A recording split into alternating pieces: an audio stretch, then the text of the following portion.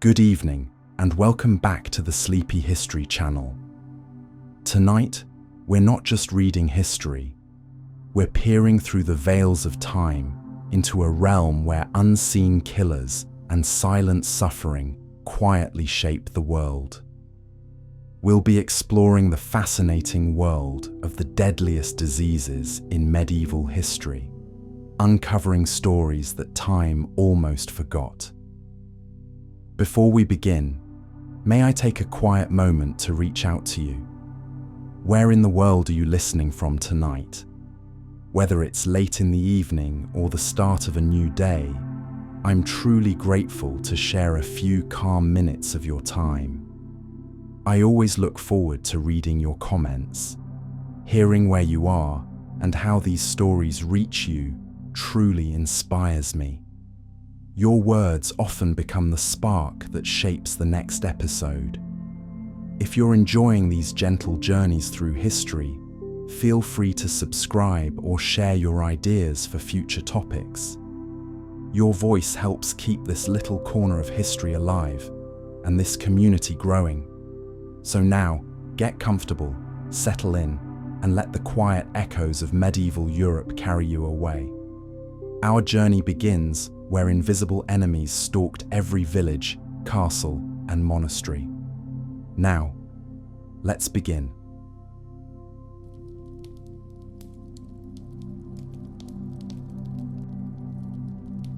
Medieval Europe was a world where invisible killers stalked every village, castle, and monastery, where the simple act of breathing could seal your fate, where entire bloodlines vanished overnight, and where the dead often outnumbered the living. This wasn't a world conquered by armies or destroyed by natural disasters. This was a civilization under siege by microscopic enemies that no sword could defeat and no wall could keep out. The diseases that ravaged medieval Europe weren't just medical curiosities. They were forces of history that toppled kingdoms, ended dynasties, and reshaped the very fabric of society. They determined who lived to rule and who died in obscurity. They decided which ideas survived and which knowledge was lost forever. In many ways, the story of medieval Europe is not the story of kings and queens, knights and peasants, but the story of humanity's struggle against an invisible army of pathogens that showed no mercy to rich or poor alike. When we think of medieval death, we often imagine the battlefield, the clash of steel, the thunder of hooves, the desperate cries of warriors. But the truth is far more terrifying. For every person who died by the sword, dozens more fell to diseases that struck without warning, spread without explanation, and killed without discrimination. These weren't just illnesses, they were apocalyptic events that could empty entire cities in weeks, leaving behind nothing but silence and the stench of death. The medieval world had no understanding of germs, no concept of contagion, and no defense against the biological warfare that nature waged against them daily. They lived in a time when a simple cut could lead to an agonizing death, when childbirth was a gamble with mortality, and when the very air they breathed could carry their doom. They attributed these calamities to divine wrath, to sin, to the alignment of stars, never knowing that their greatest enemies were creatures too small to see yet powerful enough to bring empires to their knees. Consider for a moment what it must have been like to wake up each morning, not knowing if this would be the day that death came calling. To watch your children sleep and wonder if they would see another dawn. To kiss your spouse goodbye and realize it might truly be goodbye forever. This was the reality for millions of people across medieval Europe, living under the constant shadow of diseases that could strike anyone, anywhere, at any time. The deadliest diseases of medieval history weren't just medical phenomena. They were the invisible hands that shaped the course of human civilization. They determined which cities thrived and which became ghost towns. They influenced which trade routes flourished and which were abandoned. They decided which cultural movements spread and which died in their cradles. Every major decision, every political alliance, every religious movement of the medieval period was made against the backdrop of omnipresent death. What makes these diseases so fascinating and terrifying is not just their lethality, but their complete indifference to human hierarchies. A king's crown offered no protection against the plague. A knight's armor was useless against smallpox. A priest's prayers couldn't stop typhus. Death was the great equalizer, and disease was its most efficient servant. In the medieval world, your social status, your wealth, your power meant nothing when faced with microscopic killers that recognized no earthly authority. The impact of these diseases went far beyond the immediate horror of death and suffering. They triggered massive social upheavals, economic collapses, and religious crises that reverberated across centuries.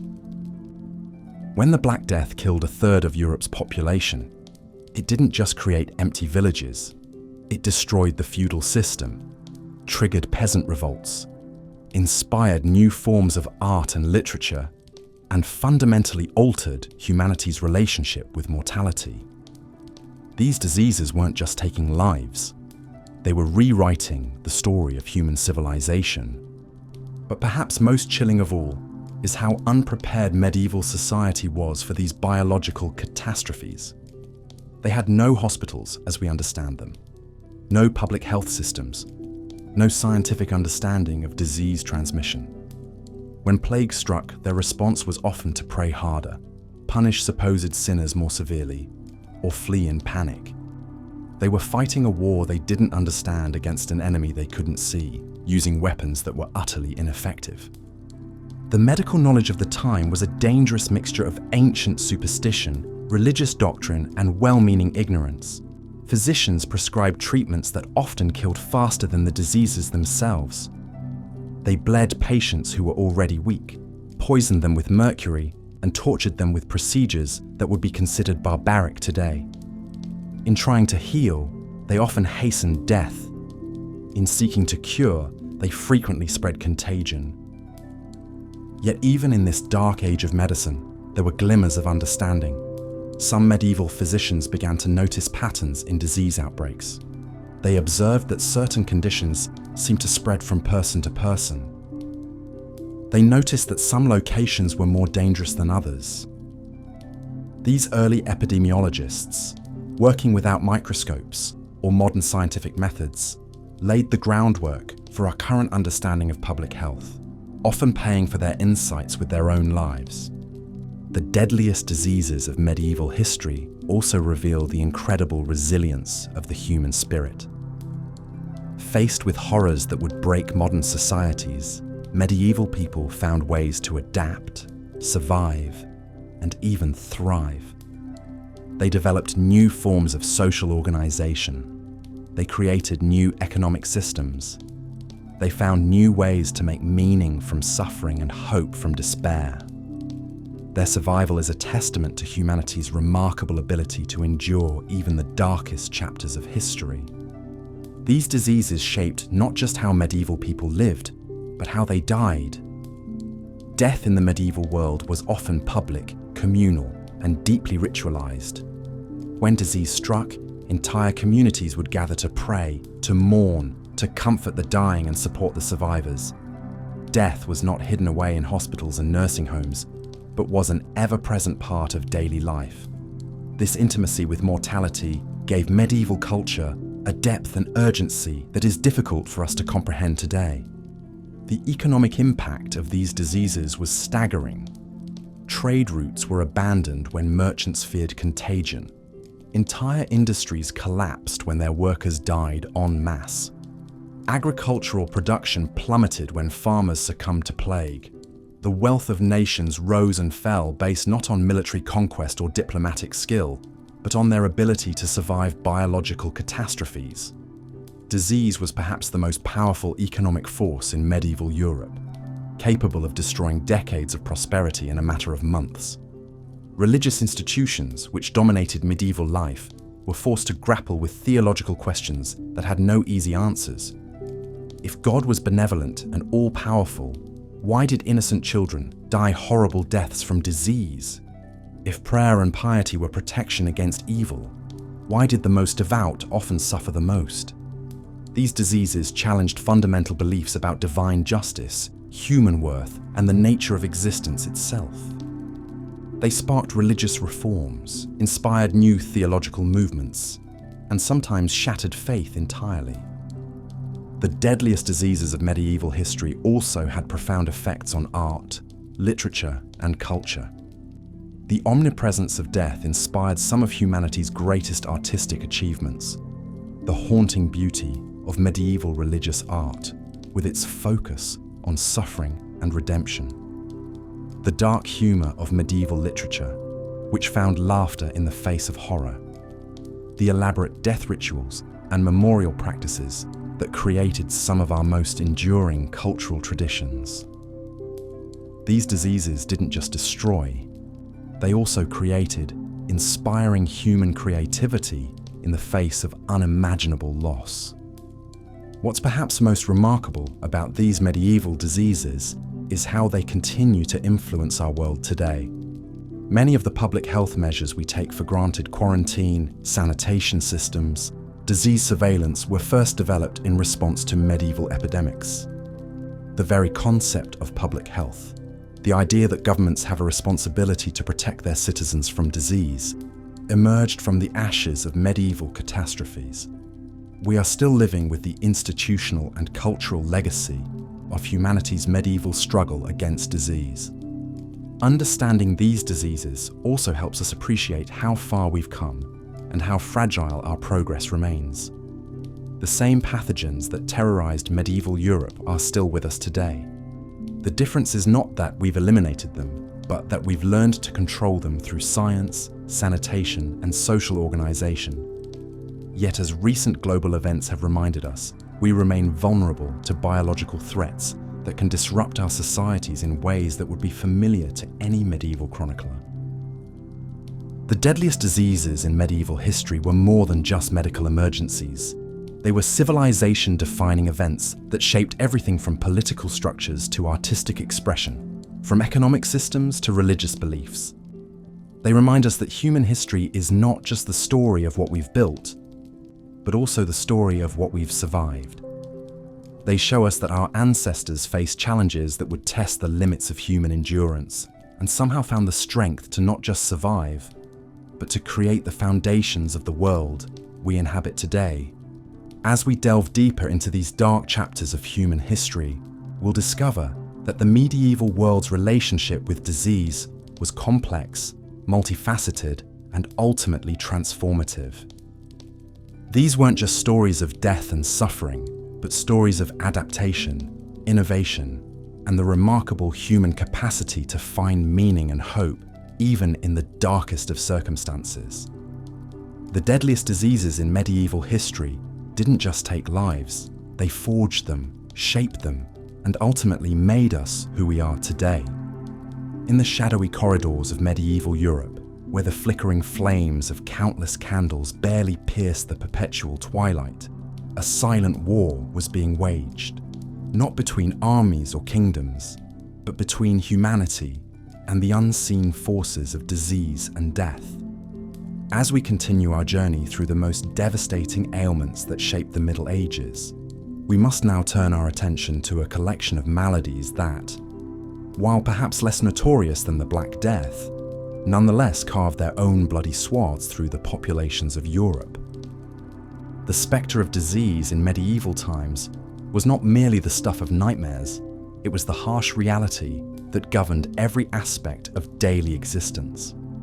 From the moment a child drew their first breath in a world devoid of modern sanitation, to the final moments when families gathered around deathbeds in cramped, vermin-infested hovels, illness was the unwelcome companion that shadowed every step of human life. These diseases did not discriminate. They struck down peasant and prince alike, though the poor, weakened by malnutrition and living in squalid conditions, bore the heaviest burden. In the fetid air of medieval cities, where human waste mingled with animal refuse in the narrow streets, and where the concept of hygiene was as foreign as the distant lands beyond the known world, disease found fertile ground to flourish. The very foundations of medieval society, its rigid class structure, its religious dogma, its primitive understanding of medicine, all conspired to create perfect conditions for epidemic after epidemic to ravage the continent. Consider, if you will, the plight of a typical medieval family during one of these outbreaks. Picture them huddled in their single-room dwelling, sharing their meager space with livestock whose warmth was essential for survival during the brutal winter months. The father, perhaps a blacksmith or a farmer, would continue his labors even as fever racked his body, for to cease working meant starvation for his family. The mother, already weakened by frequent childbirth and poor nutrition, would tend to sick children with remedies passed down through generations, remedies that were more often harmful than helpful. The children themselves faced the most precarious existence of all, with infant mortality rates that would horrify modern sensibilities. It was considered remarkable if half of a family's children survived to adulthood. Those who did reach maturity bore the scars of their struggle: stunted growth from malnutrition, missing teeth from scurvy, and the pallor of those who had danced too often with death and somehow lived to tell the tale. But it was not merely the physical toll that these diseases extracted from medieval society. They fundamentally altered the very fabric of European civilization, shaping everything from religious practices to economic systems, from artistic expression to social hierarchies. When plague struck a community, it did not simply kill, it transformed. Villages that had thrived for centuries were abandoned overnight, their fields returning to wilderness, their churches standing empty as monuments to vanished congregations. The psychological impact was equally profound. In a world where life was already brutish and short, the constant threat of epidemic disease created a mindset of fatalistic acceptance mixed with desperate superstition. People sought answers in the stars, in the humours of the body, in the supposed sins of their communities.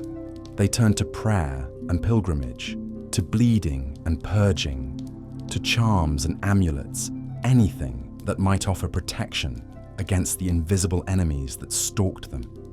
Medieval medicine, such as it was, remained trapped in the amber of ancient Greek and Roman theories, mixed with a heavy dose of Christian theology and folk wisdom.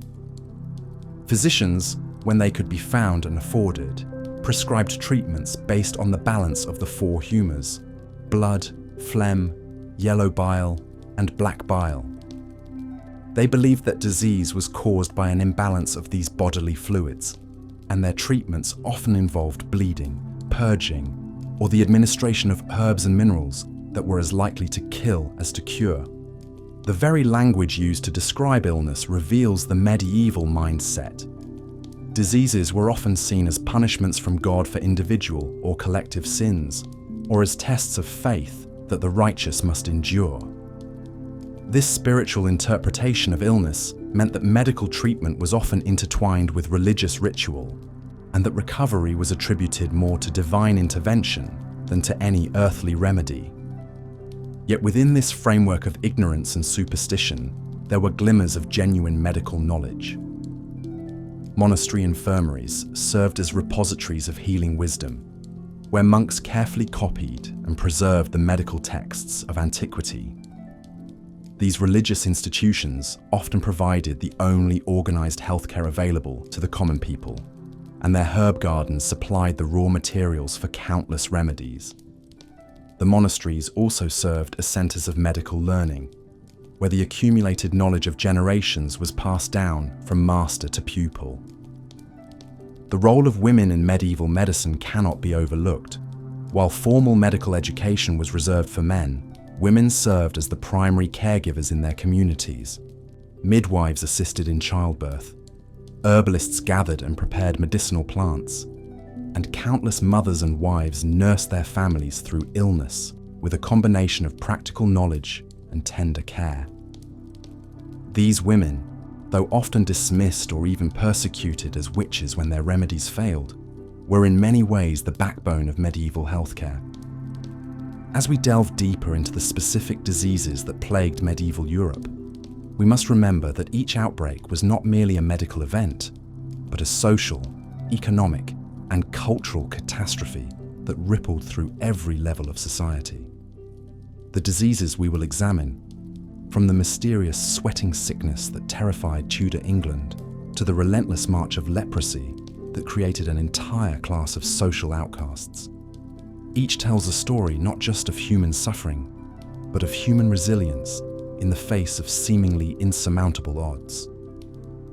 These were times when a simple scratch could lead to death, when childbirth was a gamble with mortality, when the arrival of strangers in a town might herald not trade and news, but pestilence and death. Yet somehow, miraculously, civilization endured. People continued to love and laugh, to create and build, to hope and dream, even as the shadow of disease darkened their doorsteps. The weapons they wielded against these invisible enemies were pitifully inadequate by modern standards: prayers and purges, bleeding and burning, quarantine and superstition. Yet these medieval people possessed something that perhaps we have lost in our modern age of medical miracles: an acceptance of mortality that allowed them to find meaning and beauty in lives that were often brief and always uncertain. Their art reflected this preoccupation with death and disease.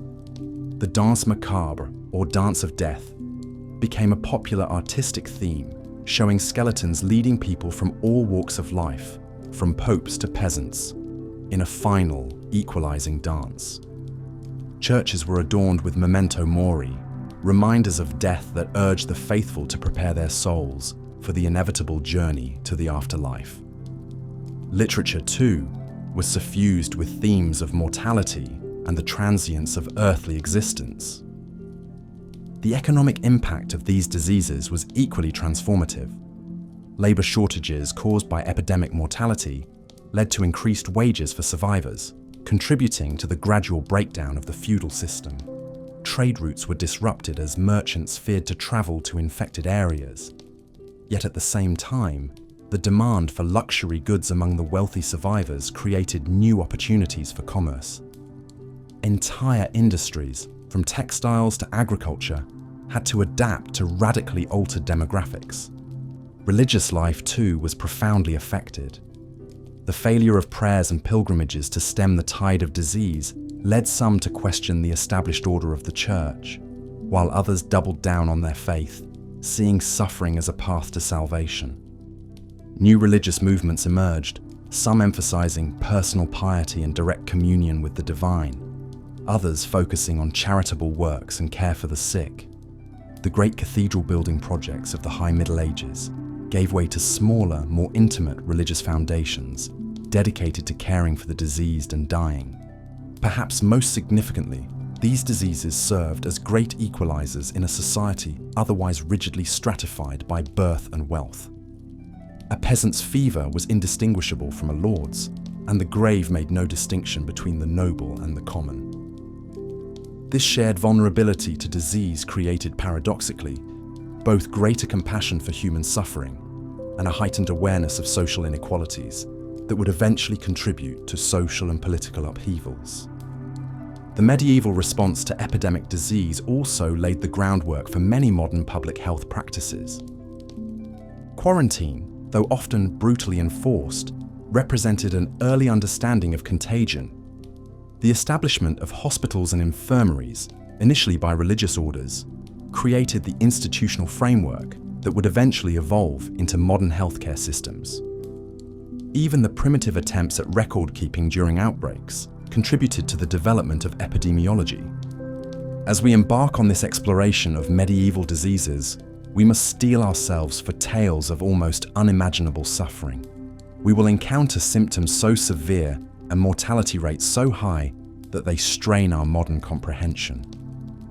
We will meet diseases with names that have passed from common knowledge: the king's evil, the falling sickness, the bloody flux, yet whose impacts shaped the course of European history. But we will also discover stories of remarkable human endurance and ingenuity.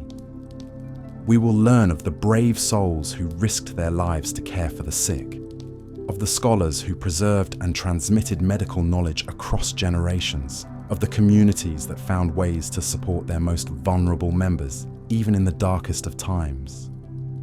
The diseases we will examine in this continuation of our journey through medieval medical history serve as windows into a world both alien and familiar.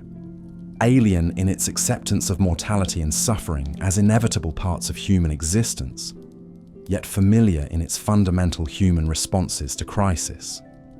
The search for meaning, the bonds of compassion, the stubborn refusal to surrender hope, even in the face of overwhelming odds. These medieval maladies remind us that disease has always been humanity's companion, shaping not only our biology, but our culture, our societies, and our souls. In understanding how our ancestors confronted these challenges, we gain insight not only into the past, but into the enduring human condition itself. For while we may have conquered many of the diseases that terrorize medieval Europe, we continue to face new challenges that test our resolve, our compassion, and our ingenuity in ways that would be all too familiar to a medieval physician or a plague-stricken family. The story of medieval disease is, ultimately, the story of humanity itself, fragile yet resilient, mortal yet enduring, forever struggling against the forces that would destroy us, yet somehow finding the strength to build, to love, to hope, and to pass on to future generations the hard-won wisdom gleaned from our encounters with suffering and death. The medieval period was defined by relentless waves of disease that swept across Europe with terrifying regularity. While the Black Death of the 14th century stands as perhaps the most infamous pandemic in human history, it was merely one chapter in a centuries-long story of medical horror that shaped the very fabric of medieval society. Beyond the plague, a constellation of deadly ailments stalked the population with merciless persistence. Smallpox erupted in festering pustules across the skin, leaving survivors permanently scarred if they were fortunate enough to live. Typhoid fever ravaged communities through contaminated water sources, while tuberculosis slowly consumed its victims from within, earning the grim nickname, the wasting disease. Influenza struck in devastating waves, and dysentery turned the simple act of eating into a potential death sentence. What made these diseases so particularly devastating in medieval times was the complete absence of medical understanding that we take for granted today. Without knowledge of germs, bacteria, or viruses, medieval physicians operated in a world of dangerous ignorance. They attributed illness to an imbalance of the four humours: blood, phlegm, yellow bile, and black bile, leading to treatments that were often more harmful than the diseases themselves. Bloodletting was prescribed for nearly every ailment, weakening patients when they most needed their strength. Physicians would apply leeches or make deliberate cuts to drain what they believed was corrupted blood, often hastening death rather than preventing it. Other common treatments included purging the bowels with violent laxatives, inducing vomiting, and exposing patients to extreme heat or cold to rebalance their humours. The lack of sanitation created perfect breeding grounds for disease. Medieval cities were cesspools of human and animal waste, with garbage and sewage flowing through the streets. People lived in close quarters with their livestock, sharing cramped spaces where fleas, lice, and rats thrived. Wells and water sources were frequently contaminated, turning the basic necessity of drinking water into a game of Russian roulette. Personal hygiene was virtually non-existent among the general population. Most people bathed perhaps once or twice a year, if at all. The wealthy might wash their hands and faces occasionally, but the concept of washing to prevent disease was completely foreign. Clothing was rarely cleaned, and people often wore the same garments for months on end, creating walking incubators for parasites and pathogens. Medieval hospitals, run primarily by religious orders, were places where the sick went to die rather than recover. These institutions were more concerned with the spiritual welfare of patients than their physical healing. The dying were packed together in large halls where diseases spread like wildfire from bed to bed. The primary medical intervention was prayer, supplemented by herbal remedies of dubious effectiveness. The psychological impact of living under the constant threat of disease cannot be overstated. Medieval people developed a fatalistic worldview where death could strike at any moment without warning or reason. This uncertainty permeated every aspect of life, from family planning to economic decisions. Parents could not reasonably expect their children to survive to adulthood, and marriages were often cut short by sudden illness. The economic consequences were equally devastating. Entire trade networks collapsed when plague struck major cities. Agricultural production plummeted as farmers died in the fields, leaving crops to rot unharvested. Skilled craftsmen and their knowledge disappeared overnight, setting back technological and cultural progress by generations. The social order itself was constantly disrupted as disease claimed nobles and peasants alike, though the poor inevitably suffered disproportionately. Religious faith both sustained people through these ordeals and sometimes made them worse. Many viewed disease as divine punishment for sin, leading to extreme acts of penance that further weakened immune systems. Flagellant movements saw people whipping themselves bloody in public displays of repentance. Jews and other minority groups were scapegoated and massacred during plague outbreaks, blamed for poisoning wells or bringing God's wrath upon Christian communities. Yet even in this landscape of medical ignorance and suffering, there were glimmers of progress. Some medieval physicians began to observe patterns in disease transmission, laying the groundwork for future understanding. The concept of quarantine emerged during plague outbreaks, with infected ships forced to wait offshore before entering ports.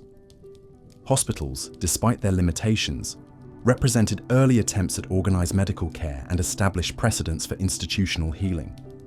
The diseases of medieval times were democracy's great equalizer, striking down kings and peasants with equal ferocity. They shaped migration patterns, influenced religious thought, and drove technological innovation as people sought any means to protect themselves. These invisible enemies were as powerful as any army, capable of toppling kingdoms and reshaping the map of Europe. The legacy of medieval disease extends far beyond the Middle Ages themselves. The trauma of repeated pandemics left deep cultural scars that influenced art, literature, and philosophy for centuries. The danse macabre, or dance of death, became a popular artistic motif, depicting skeletons leading people from all walks of life to their graves. This memento mori served as a constant reminder of mortality's universality and the futility of earthly pretensions. Understanding the disease environment of medieval Europe helps us appreciate not only how far medical science has advanced, but also the remarkable resilience of the human spirit. Despite facing threats that would seem apocalyptic by modern standards, medieval people continued to build, create, love, and hope. They developed coping mechanisms and social structures that allowed communities to survive even the most devastating outbreaks. Their struggle against these invisible enemies laid the foundation for everything we know about public health today. From the ashes of medieval medical ignorance, eventually arose the scientific method, germ theory, and the sophisticated medical infrastructure that protects us now. The suffering of our ancestors was not in vain if it teaches us to value and protect the hard-won knowledge that keeps such horrors at bay. The medieval era was a time when survival itself was a daily battle, and nowhere was this struggle more evident than in humanity's relationship with disease. While today we might complain about a common cold or worry about a stomach bug, our medieval ancestors faced an entirely different reality, one where invisible enemies lurked in every breath of air, every sip of water, and every morsel of food. Picture, if you will, a world without antibiotics, without vaccines, without even the most basic understanding of what causes illness. Imagine living in a time when a simple cut could lead to death, when childbirth was a life-threatening gamble, and when entire communities could be wiped out by diseases whose names we barely remember today. This was the harsh reality for millions of people across medieval Europe, where death was not just a distant concept, but a constant companion that could arrive without warning. The medieval understanding of disease was a fascinating mixture of superstition, religion, and crude observation. Most people believed that illness was caused by bad air or miasma, a theory that would persist for centuries. They thought that foul odors and corrupted atmosphere were the primary culprits behind the spread of disease. In reality, of course, it was often the very conditions that created these bad smells: poor sanitation, crowded living quarters, and contaminated water sources that provided the perfect breeding grounds for the pathogens that would claim so many lives. The concept of contagion was poorly understood, if at all. People might notice that diseases seemed to spread from person to person, but they had no idea why or how. Some attributed it to divine punishment for sin, others to the alignment of the stars, and still others to the corruption of the air itself. This lack of understanding meant that efforts to prevent disease were largely ineffective, often based more on hope and ritual than on any scientific foundation. Medical knowledge in medieval times was a patchwork of ancient Greek and Roman texts, Islamic scholarship, folk remedies, and religious doctrine. The works of Galen and Hippocrates were still considered authoritative, even though many of their theories were fundamentally flawed. The dominant medical theory was that of the four humours: blood, phlegm, yellow bile, and black bile, which were thought to govern health and disease. According to this theory, illness occurred when these humours became imbalanced, and treatment involved trying to restore equilibrium through various means, many of which were more harmful than helpful. Bloodletting was perhaps the most common medical procedure of the time, prescribed for everything from headaches to heart problems. Physicians believed that removing blood would help rebalance the humours and cure the patient. In reality, this practice often weakened already sick individuals, making them more susceptible to infection and death. Similarly, purging through induced vomiting or diarrhea was thought to rid the body of corrupted humours, but instead often led to dangerous dehydration and further complications. The tools and techniques available to medieval physicians were primitive by today's standards. Surgery was performed without anesthesia or antiseptics, making it an agonizing and often fatal procedure. Instruments were crude and often reused without proper cleaning, spreading infection from patient to patient. Many surgical procedures that we consider routine today were simply impossible, and even minor operations carried a high risk of death from infection or shock.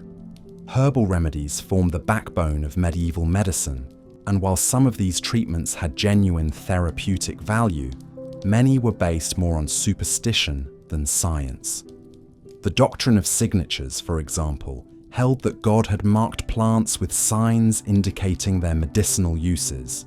So a plant with heart-shaped leaves might be used to treat heart problems, regardless of its actual pharmacological properties. While some herbs did contain active compounds that could help treat certain conditions, the hit or miss nature of this approach meant that patients were just as likely to be harmed as helped. The role of religion in medieval medicine cannot be overstated. The Catholic Church taught that illness was often a punishment for sin or a test of faith, and many people believed that prayer and penance were more effective than any earthly remedy. Pilgrimage to holy sites was thought to cure disease, and the relics of saints were believed to have miraculous healing powers. While faith could provide psychological comfort to the suffering, it did little to address the underlying causes of disease. This religious framework also influenced how medical care was provided. Many hospitals were run by religious orders, and the focus was often more on spiritual care than physical healing. The sick were seen as an opportunity for the healthy to practice Christian charity, and caring for them was considered a religious duty. While this meant that some basic care was available to the poor, it also meant that medical treatment was often secondary to spiritual concerns. The typical medieval hospital bore little resemblance to modern medical facilities. They were often little more than hospices, where the sick could die with dignity, rather than places where they might actually recover. Conditions were frequently unsanitary, with multiple patients sharing beds and little attention paid to preventing the spread of infection. The sick, the dying, and sometimes even the dead might be found side by side, creating an environment that was more likely to spread disease than cure it. For the vast majority of medieval people, medical care was a luxury they could rarely afford. Professional physicians were expensive and primarily served the wealthy, while most common folk had to rely on local wise women, barber surgeons, or their own knowledge of folk remedies. These healers often had more practical experience than university-trained doctors, but they lacked access to the best available knowledge and resources. The barber surgeons occupied a unique position in medieval medical hierarchy. Originally, these were simply barbers who, in addition to cutting hair and shaving beards, performed minor surgical procedures like tooth extraction and bloodletting. Over time, some became quite skilled at these tasks, but they were still considered inferior to university-trained physicians. The famous red and white striped barber pole actually originated from this practice, the red representing blood and the white representing bandages. Women played a crucial role in medieval healthcare, though their contributions were often overlooked or dismissed by male-dominated medical institutions. As midwives, they assisted with childbirth and cared for women's health issues. As wise women or herbalists, they maintained knowledge of medicinal plants and home remedies. Many women became skilled healers through necessity and experience, but they were also vulnerable to accusations of witchcraft if their treatments failed or if they were too successful, and thus seen as threatening to established medical authority. The training of physicians in medieval times was largely theoretical rather than practical. Medical schools, when they existed, focused on studying ancient texts rather than observing actual patients. Students might spend years learning about the humours and reading Galen without ever examining a sick person. Dissection of human bodies was rare and often forbidden, meaning that knowledge of anatomy was based more on animal dissections and ancient texts than on actual human observation. This theoretical approach to medicine meant that treatments were often based on logical reasoning from flawed premises rather than empirical observation. If a patient had a fever, for example, the physician might reason that they had too much hot humour and needed cooling treatments, regardless of what was actually causing the fever. This could lead to treatments that were not only ineffective, but actively harmful. The concept of quarantine did exist in medieval times, though it was not well understood or consistently applied. The word itself comes from the Italian 40 giorni, meaning 40 days, the period that ships were required to wait before entering port during plague outbreaks. However, quarantine measures were often implemented too late or too inconsistently to be effective, and the lack of understanding about how diseases spread meant that they were frequently applied in ways that did little good. Medieval people did recognize that some diseases were more common in certain seasons or locations. They noticed that malaria was more prevalent in swampy areas, though they attributed this to bad air rather than mosquitoes. They observed that some diseases seemed to cluster in families or communities, though they couldn't explain why. These observations sometimes led to practical measures that had some benefit, even if the underlying reasoning was flawed. The social impact of disease in medieval times extended far beyond individual suffering. Epidemics could destroy entire communities, leaving fields unharvested and trades abandoned. The economic consequences were severe, as labour shortages drove up wages for survivors while reducing overall productivity. Social structures could be completely disrupted, with established hierarchies overturned when disease struck down the powerful and spared the humble. Disease also served as a great equalizer in medieval society. While the wealthy might have access to better food and housing, they were not immune to epidemic diseases. Kings and peasants alike could fall victim to plague or smallpox, reminding everyone of their shared mortality. This universality of suffering may have contributed to the medieval fascination with death and the afterlife, as reflected in art, literature, and religious practices of the time. The psychological impact of living with constant disease and death cannot be underestimated. Medieval people developed a fatalistic worldview that accepted suffering and early death as natural parts of life. This is reflected in medieval art and literature, which often featured themes of mortality and the transience of earthly life. The danse macabre, or dance of death, became a popular artistic motif, showing death as the great equalizer who comes for rich and poor alike. Yet despite all these challenges, medieval people showed remarkable resilience in the face of disease and death. They developed coping mechanisms, both practical and psychological, that helped them endure unimaginable hardships. They created support networks within families and communities, shared resources during times of crisis, and found meaning in their suffering through religious faith and cultural traditions. The legacy of medieval approaches to disease is complex. While much of their medical knowledge was flawed or harmful, some practices did have value and contributed to the gradual development of more effective treatments. The hospital system, though primitive, established the principle that society had a responsibility to care for the sick. The preservation of classical medical texts by medieval scholars ensured that valuable knowledge was not lost entirely, and the gradual accumulation of practical experience, even when based on flawed theories, laid some groundwork for future medical advances. Perhaps most importantly, the medieval experience with disease taught humanity valuable lessons about the importance of public health measures, the need for systematic observation and experimentation in medicine, and the social responsibility to care for the vulnerable. These lessons, learned through immense suffering and loss, would eventually contribute to the development of modern medicine and public health systems that have dramatically reduced the burden of infectious disease. The story of medieval humanity's struggle against disease is ultimately one of endurance in the face of overwhelming odds.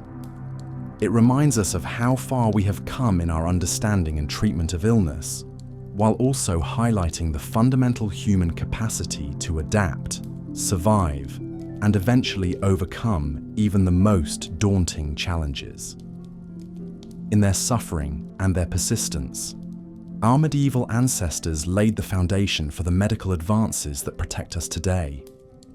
Looking at the provided script summary and reference materials, I'll continue the medieval diseases script with part 5, focusing on maintaining the established tone and progression while introducing new diseases and their societal impacts.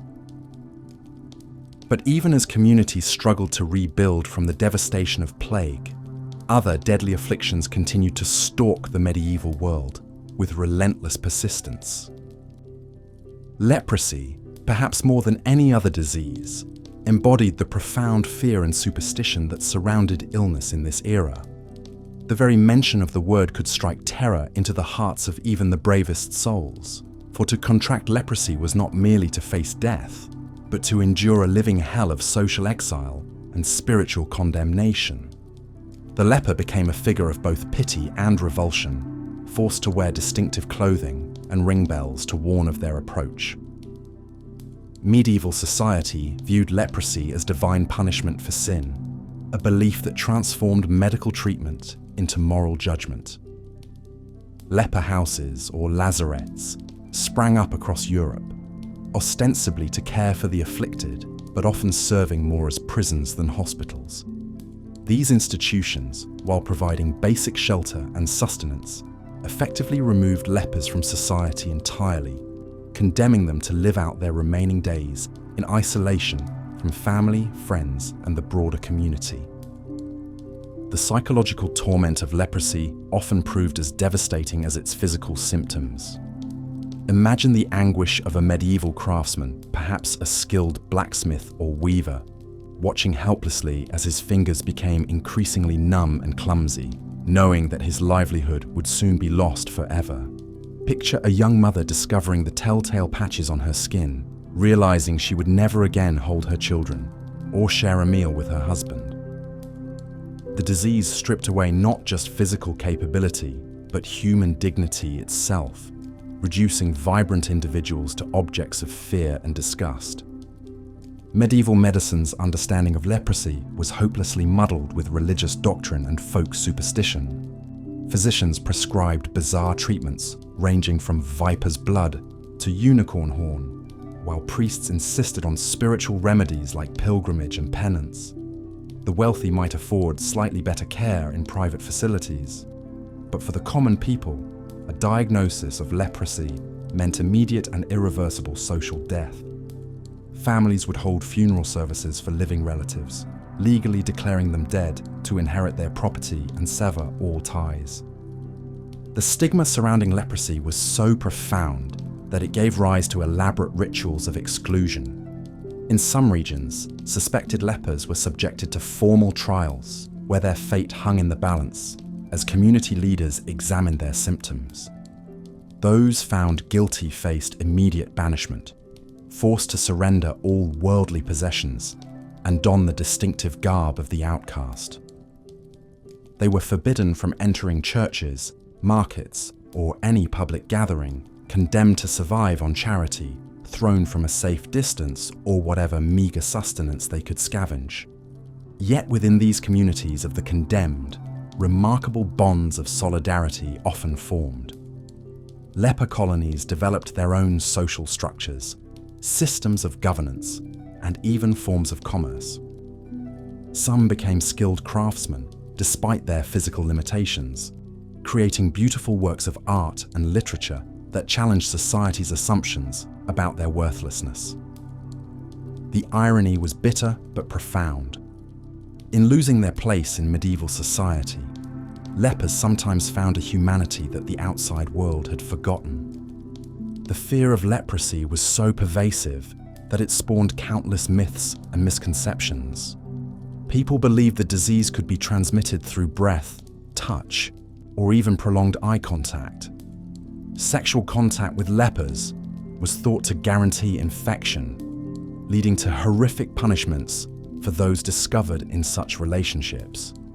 These beliefs, while medically unfounded, shaped social policies and personal behaviors for centuries, creating a climate of paranoia that extended far beyond the actual threat posed by the disease. Alongside leprosy, another scourge ravaged medieval populations with particular cruelty: ergotism, known in its time as St. Anthony's fire. This mysterious affliction struck communities seemingly at random, causing victims to experience horrifying hallucinations, convulsions, and in its most severe form, gangrene that literally rotted limbs from the body. What medieval people could not understand was that ergotism resulted from consuming grain infected with ergot fungus, a toxin that contaminated rye and other cereals during wet growing seasons. The symptoms of ergotism were so bizarre and terrifying that they seemed to confirm humanity's worst fears about divine wrath and demonic possession. Victims would suddenly begin dancing uncontrollably, their bodies racked with spasms that could last for hours or even days. Others experienced vivid hallucinations, seeing angels and demons, hearing voices from beyond, or witnessing fantastic visions that seemed more real than reality itself. The convulsive form of ergotism could strike entire villages simultaneously, creating scenes of mass hysteria that defied rational explanation. In the gangrenous form of the disease, victims faced an even more horrific fate. The ergot toxins would constrict blood vessels so severely that circulation ceased entirely to extremities. Fingers, toes, hands, and feet would literally die while still attached to the body, eventually falling off in putrid, blackened chunks. The pain was excruciating, often driving sufferers to madness before merciful death finally claimed them. Medieval chroniclers describe scenes of unimaginable horror, with entire families losing limbs while praying desperately for divine intervention. The religious implications of ergotism were profound and far-reaching. Many outbreaks were interpreted as signs of the apocalypse or evidence of widespread sin, requiring community-wide penance.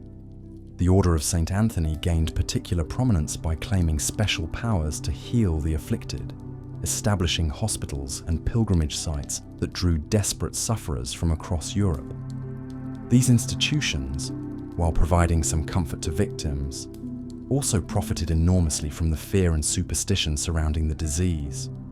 The social disruption caused by ergotism epidemics could be catastrophic for medieval communities. When significant portions of the population were simultaneously afflicted with convulsions and hallucinations, normal social and economic functions ground to a halt. Fields went unharvested, crafts were abandoned, and governance collapsed as leaders either fell victim themselves or fled in terror. The random nature of ergotism outbreaks, striking one village while sparing its neighbor, reinforced beliefs about divine judgment and the arbitrary nature of fate. Perhaps most tragically, ergotism often struck the poorest members of society with disproportionate severity. Wealthy households could afford to import grain from distant regions or store their harvests in conditions that minimized fungal contamination. The poor, however, had little choice but to consume whatever bread they could obtain, often from the very grain that harbored the deadly ergot fungus. This pattern of differential impact reinforced existing social hierarchies, while adding another layer of suffering to lives already marked by hardship and deprivation. The psychological impact of witnessing ergotism outbreaks cannot be overstated. Imagine a medieval peasant watching his neighbor suddenly begin convulsing violently before his very eyes, screaming about visions of hell and damnation. Picture a mother helplessly observing as her child's fingers blackened and fell away piece by piece, despite her desperate prayers and offerings to every saint she could name. These experiences traumatized entire communities, creating collective memories of horror that persisted for generations. Medieval attempts to treat ergotism were uniformly futile and often counterproductive. Physicians prescribed bloodletting to remove corrupted humors, while priests performed exorcisms to cast out supposed demons. Hot baths were thought to draw out toxins, but actually worsened circulation problems and accelerated gangrene. Pilgrimage to holy sites was considered the most effective remedy, leading to massive movements of sick and dying people who spread panic wherever they traveled. The ineffectiveness of these treatments only deepened the sense of helplessness and divine abandonment that characterized the medieval response to epidemic disease.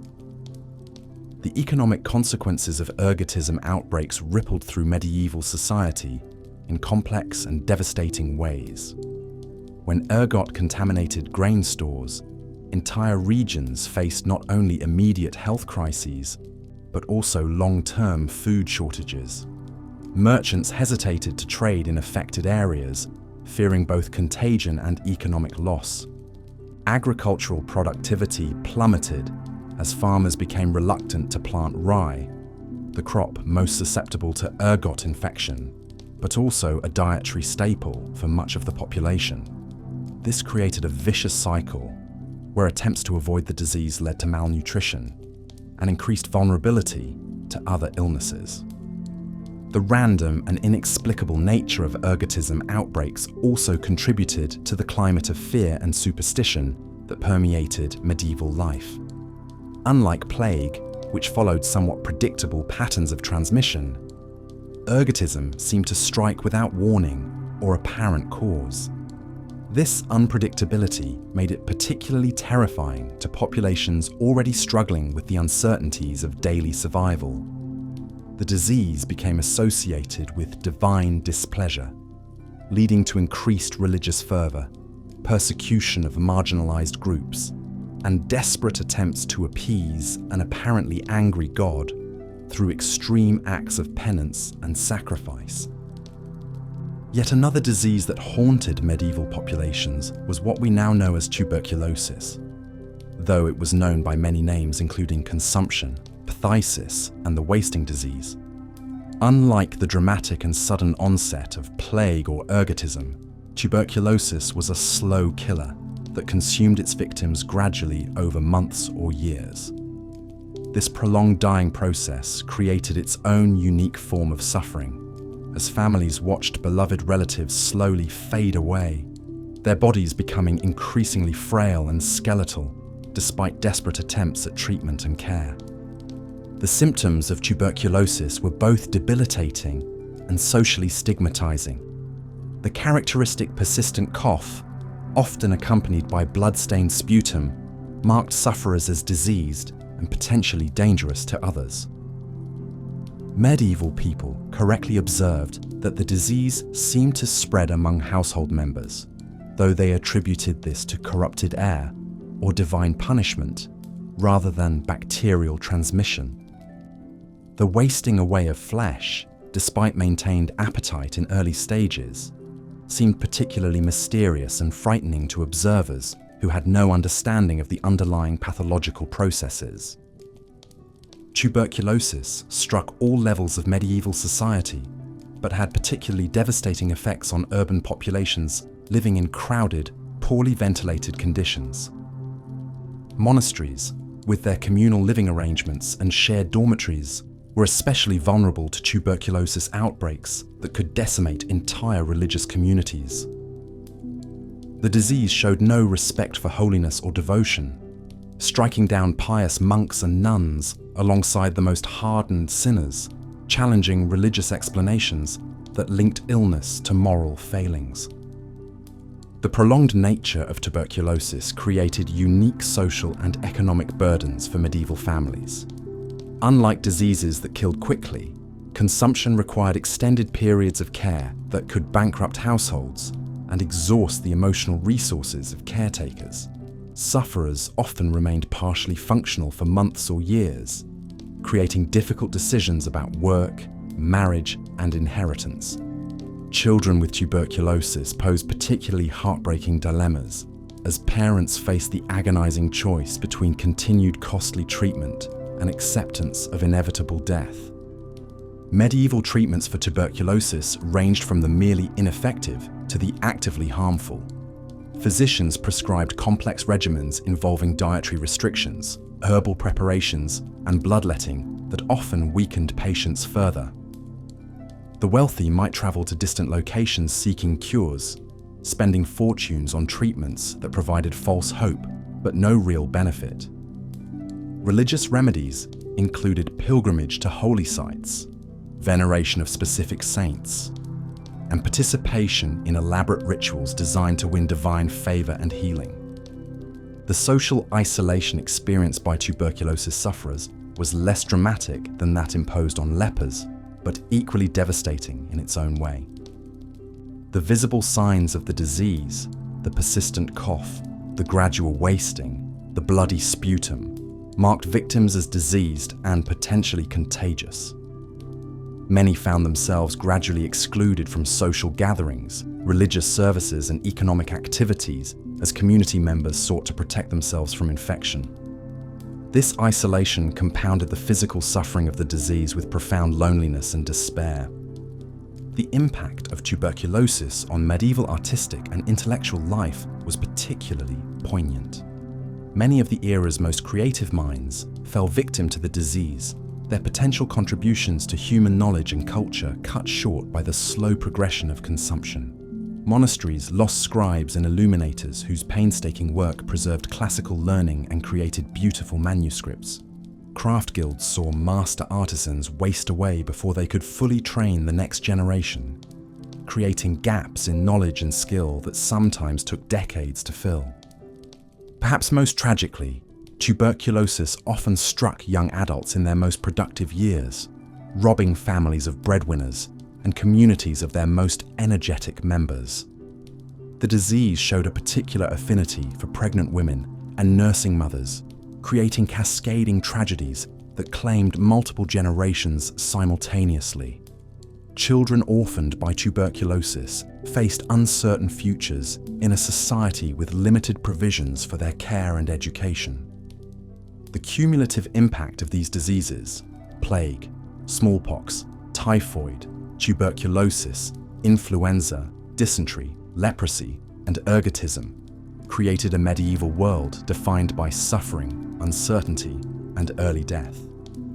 Yet what emerges most powerfully from studying this litany of affliction is not despair, but rather profound admiration for human resilience. Despite facing diseases that modern medicine can prevent or cure, medieval people found ways to create meaning, beauty, and community in the midst of unimaginable hardship. They developed elaborate systems of care for the sick and dying, established institutions to support orphans and widows, and created art and literature that transformed suffering into transcendence. Their responses to epidemic disease, while often medically misguided, demonstrated remarkable ingenuity and adaptability. Most importantly, they never lost their fundamental humanity or their capacity to find joy and purpose even in the darkest of circumstances. The diseases that ravaged medieval Europe were not merely medical phenomena, but social, economic, and cultural forces that shaped every aspect of human experience. They influenced religious belief, artistic expression, economic development, and political structures in ways that continued to resonate long after specific epidemics had passed. Understanding these diseases and their impact provides crucial insight into how human societies respond to existential threats, and how communities can maintain cohesion and purpose even when facing seemingly insurmountable challenges. As we reflect on this catalogue of medieval suffering, we are reminded of both how far medical science has advanced and how fragile human life remains. The diseases that terrorized our ancestors continue to exist in modified forms, and new threats constantly emerge to challenge human ingenuity and resilience. The medieval experience with epidemic disease offers both cautionary tales about the consequences of medical ignorance and inspiring examples of human courage in the face of overwhelming adversity. Word count: 1,847. The Deadliest Diseases in Medieval History, Part 6. As dawn broke over the plague-ravaged villages of medieval Europe, survivors emerged from their homes to confront a world forever changed by the relentless march of disease. The Black Death had taken its toll, but it was merely the most infamous of countless pestilences that swept through the medieval world like harbingers of doom. In the aftermath of such devastation, communities that had once thrived now resembled ghost towns, their streets littered with the remnants of lives cut tragically short. The psychological impact of living under the constant threat of disease cannot be overstated. Medieval people developed what we might today recognize as collective trauma, a shared understanding that death could arrive without warning, regardless of age, social status, or perceived virtue. This ever-present spectre of mortality fundamentally shaped how medieval societies functioned, from their religious practices to their economic systems, from their social hierarchies to their most intimate family relationships. Consider the profound changes that occurred in medieval art and literature following major disease outbreaks. The danse macabre, or dance of death, became a popular artistic motif, depicting skeletons leading people from all walks of life in a ghastly dance toward the grave. These images served as both artistic expression and social commentary, reminding viewers that death was the great equalizer, claiming peasant and pope alike. The popularity of such themes reveals how deeply disease had penetrated the medieval consciousness, becoming not just a medical reality but a cultural touchstone. Religious institutions, which had long provided comfort and explanation for life's mysteries, found themselves grappling with unprecedented challenges. How could a benevolent God allow such suffering? Why did the faithful perish alongside the sinful? These questions led to significant theological debates and, in some cases, to the emergence of new religious movements. Some groups embraced extreme forms of penance, believing that collective suffering might appease divine wrath. Others turned to mysticism, seeking direct spiritual experiences that might provide answers where traditional doctrine had failed. The flagellant movements that arose during the Black Death exemplify this religious upheaval. These groups of penitents would travel from town to town, publicly whipping themselves in elaborate rituals designed to atone for humanity's sins. They believed that their suffering might intercede with God to end the plague, and for a time they attracted massive followings. However, their radical practices and claims to spiritual authority eventually brought them into conflict with established church hierarchy, leading to their suppression. Economic systems too underwent dramatic transformations in response to disease outbreaks. The massive population losses caused by plague created labor shortages that fundamentally altered the relationship between workers and employers. Surviving peasants found themselves in the unprecedented position of being able to demand higher wages and better working conditions. This shift in economic power challenged the rigid feudal system that had dominated European society for centuries. The Statute of Labourers, enacted in England in 1351, attempted to freeze wages at pre-plague levels and prevent workers from seeking better employment elsewhere. Similar legislation appeared across Europe as authorities struggled to maintain the old order in the face of demographic catastrophe. However, these efforts were largely unsuccessful, as the simple reality of supply and demand meant that labour had become more valuable. The resulting social tensions would eventually contribute to major upheavals such as the English Peasants' Revolt of 1381. Urban areas experienced particularly dramatic changes in the wake of disease outbreaks. Cities that had grown rapidly during the medieval period suddenly found themselves depopulated, with entire neighbourhoods abandoned. Property values plummeted, and guilds struggled to maintain their membership and traditional practices. Some cities never fully recovered from major plague outbreaks, while others eventually rebuilt with different populations and altered social structures. The medical profession itself was transformed by the recurring experience of epidemic disease. While medieval physicians had limited understanding of disease transmission and few effective treatments, the repeated confrontation with mass mortality forced them to develop new approaches to public health. Quarantine measures, though imperfectly understood and inconsistently applied, represented early attempts at disease control that would eventually evolve into more sophisticated public health practices. The concept of contagion, while not fully understood in terms of modern germ theory, began to influence medical thinking and public policy. Authorities increasingly recognized that diseases could spread from person to person, leading to the implementation of isolation measures and travel restrictions during outbreaks. These early public health interventions, crude though they were, represented important steps toward the development of epidemiological thinking. Family structures and social relationships were profoundly affected by the constant threat of disease. Marriage patterns changed as people sought to maximize their chances of survival and economic security. Inheritance laws were frequently modified to account for the reality that entire family lines might be wiped out within a single generation. The practice of appointing multiple heirs and creating complex succession plans became common as people attempted to ensure the continuation of their family legacy, despite the unpredictable nature of epidemic disease. Children, who were particularly vulnerable to many medieval diseases, occupied a complex position in this environment. While infant and child mortality rates were tragically high, survivors often found themselves inheriting property and responsibilities at unusually young ages. This created a generation of young adults who had witnessed extraordinary suffering, but also possessed resources and opportunities that might not have been available under normal circumstances. The constant presence of disease also influenced medieval concepts of time and planning.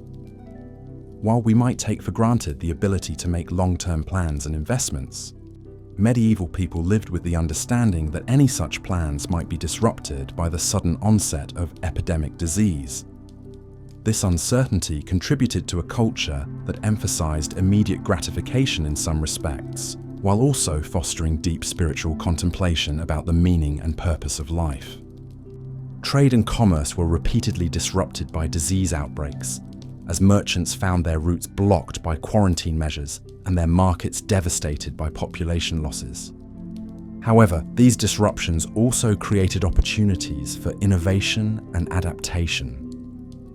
New trade routes were established, new products were developed to meet changed circumstances, and new financial instruments were created to manage the increased risks associated with commercial ventures. The intellectual life of medieval Europe was similarly affected by the recurring experience of epidemic disease. Universities, which had been growing in number and influence throughout the medieval period, found their student populations and faculty decimated by plague outbreaks. However, those institutions that survived often emerged stronger, as the concentration of surviving scholars led to intensified intellectual exchange and innovation. Medical education, in particular, was transformed by the practical experience of treating epidemic diseases. While formal medical theory remained rooted in classical texts and humoral theory, practicing physicians were forced to confront the limitations of traditional approaches. This tension between theory and practice would eventually contribute to the development of more empirical approaches to medicine. The legal systems of medieval Europe were also forced to adapt to the realities of epidemic disease. Courts had to develop procedures for handling the massive number of inheritance disputes that arose when entire families perished within short periods. New laws were created to address the problems of abandoned property and disrupted contracts. The very concept of legal continuity was challenged when entire communities might be wiped out, taking with them the local knowledge and customs that had governed legal practice.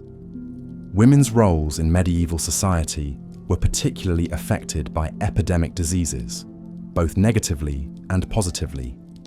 On one hand, the high mortality rates among women of childbearing age, combined with the dangers of pregnancy and childbirth in an era of limited medical knowledge, created enormous pressures on female survival and reproduction. On the other hand, the labor shortages created by plague outbreaks sometimes opened new economic opportunities for women, allowing them to take on roles that had previously been restricted to men. The rise of beguines and other semi-religious communities of women during the later medieval period can be partially understood as a response to the social disruptions caused by epidemic disease. These communities provided both spiritual fulfillment and economic security for women who might otherwise have struggled to survive in a world where traditional family structures had been disrupted by high mortality rates. Technological innovation was both hindered and spurred by the experience of epidemic disease. While the immediate disruption of craft traditions and apprenticeship systems slowed some forms of technological development, the labor shortages created by plague outbreaks also encouraged the development of labor-saving devices and techniques. The increased use of water and wind power during the later medieval period can be partially attributed to the need to accomplish necessary work with fewer available workers. Military practices and warfare were fundamentally altered by the recurring experience of epidemic disease. Armies became vectors for disease transmission, and military campaigns were frequently disrupted or abandoned due to outbreaks among troops. The development of new forms of siege warfare was influenced by the understanding that disease could be as effective as conventional weapons in reducing enemy strongholds. The psychological impact of living under constant threat extended beyond individual trauma to influence collective decision-making and social institutions. Medieval communities developed elaborate rituals and practices designed to provide some sense of control over forces that were largely beyond their understanding.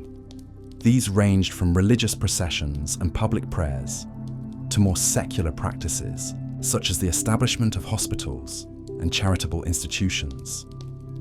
The medieval hospital, while rudimentary by modern standards, represented an important institutional response to the challenge of epidemic disease.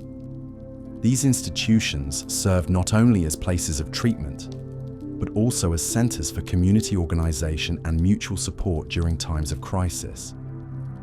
The development of hospital networks across medieval Europe can be understood as an early form of public health infrastructure, designed to provide care for the sick and dying while also serving broader social functions. The experience of recurring epidemic disease also influenced medieval concepts of governance and political authority.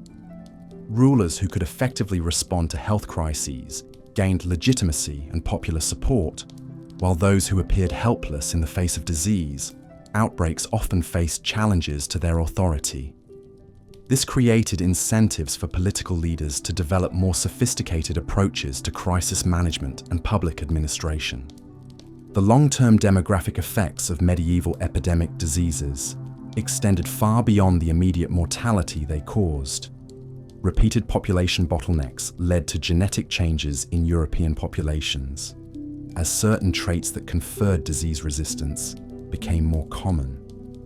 These evolutionary pressures would have lasting effects on European populations and their descendants around the world.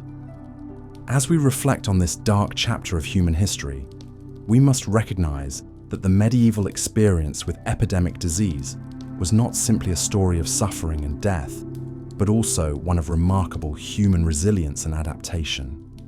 Communities that faced near extinction managed to rebuild and even thrive. Individuals who witnessed unimaginable loss found ways to create meaning and purpose in their lives. Institutions that seemed on the verge of collapse evolved and emerged stronger. The legacy of medieval epidemic diseases extends far beyond the historical period in which they occurred. The public health measures, medical practices, and social institutions that developed in response to these challenges provided the foundation for many aspects of modern society. The hard-won knowledge about disease prevention and treatment, accumulated through centuries of trial and error, contributed to the eventual development of modern medicine and epidemiology. Perhaps most importantly, the medieval experience with epidemic disease reminds us of both human vulnerability and human strength. In an age when we face our own global health challenges, we can draw inspiration from the example of medieval communities that faced seemingly insurmountable odds and found ways not merely to survive, but to create something better from the ashes of destruction. Their story is ultimately one of hope, triumphing over despair, of community solidarity overcoming individual fear, and of human ingenuity finding solutions to even the most intractable problems. The deadliest diseases of medieval history were indeed terrible in their scope and impact, but they were not the end of the story. They were instead crucible experiences that tested human resilience and ultimately contributed to the development of more robust, adaptable, and compassionate societies. In learning from their struggles, we honor their memory and better prepare ourselves for the challenges that lie ahead. Looking at your previous script content and the reference materials, I'll continue the script from where we left off, focusing on the devastating diseases that plagued medieval Europe. Here's part 7. But as we've seen, the physical hardships of medieval life were compounded by an enemy far more terrifying than any earthly lord or foreign invader. Disease stalked the medieval world like a relentless predator, claiming victims with ruthless efficiency and reshaping entire civilizations in its wake. Among these microscopic killers, none were more feared or more devastating than the sweeping sickness, a mysterious ailment that would periodically descend upon communities like a biblical plague, leaving death and despair in its path. The sweating sickness first appeared in England in 1485, arriving with such sudden and terrifying force that it seemed to emerge from the very depths of hell itself. Unlike the Black Death, which announced itself with telltale buboes and gave its victims days or weeks to prepare for their fate, the sweating sickness struck with lightning speed.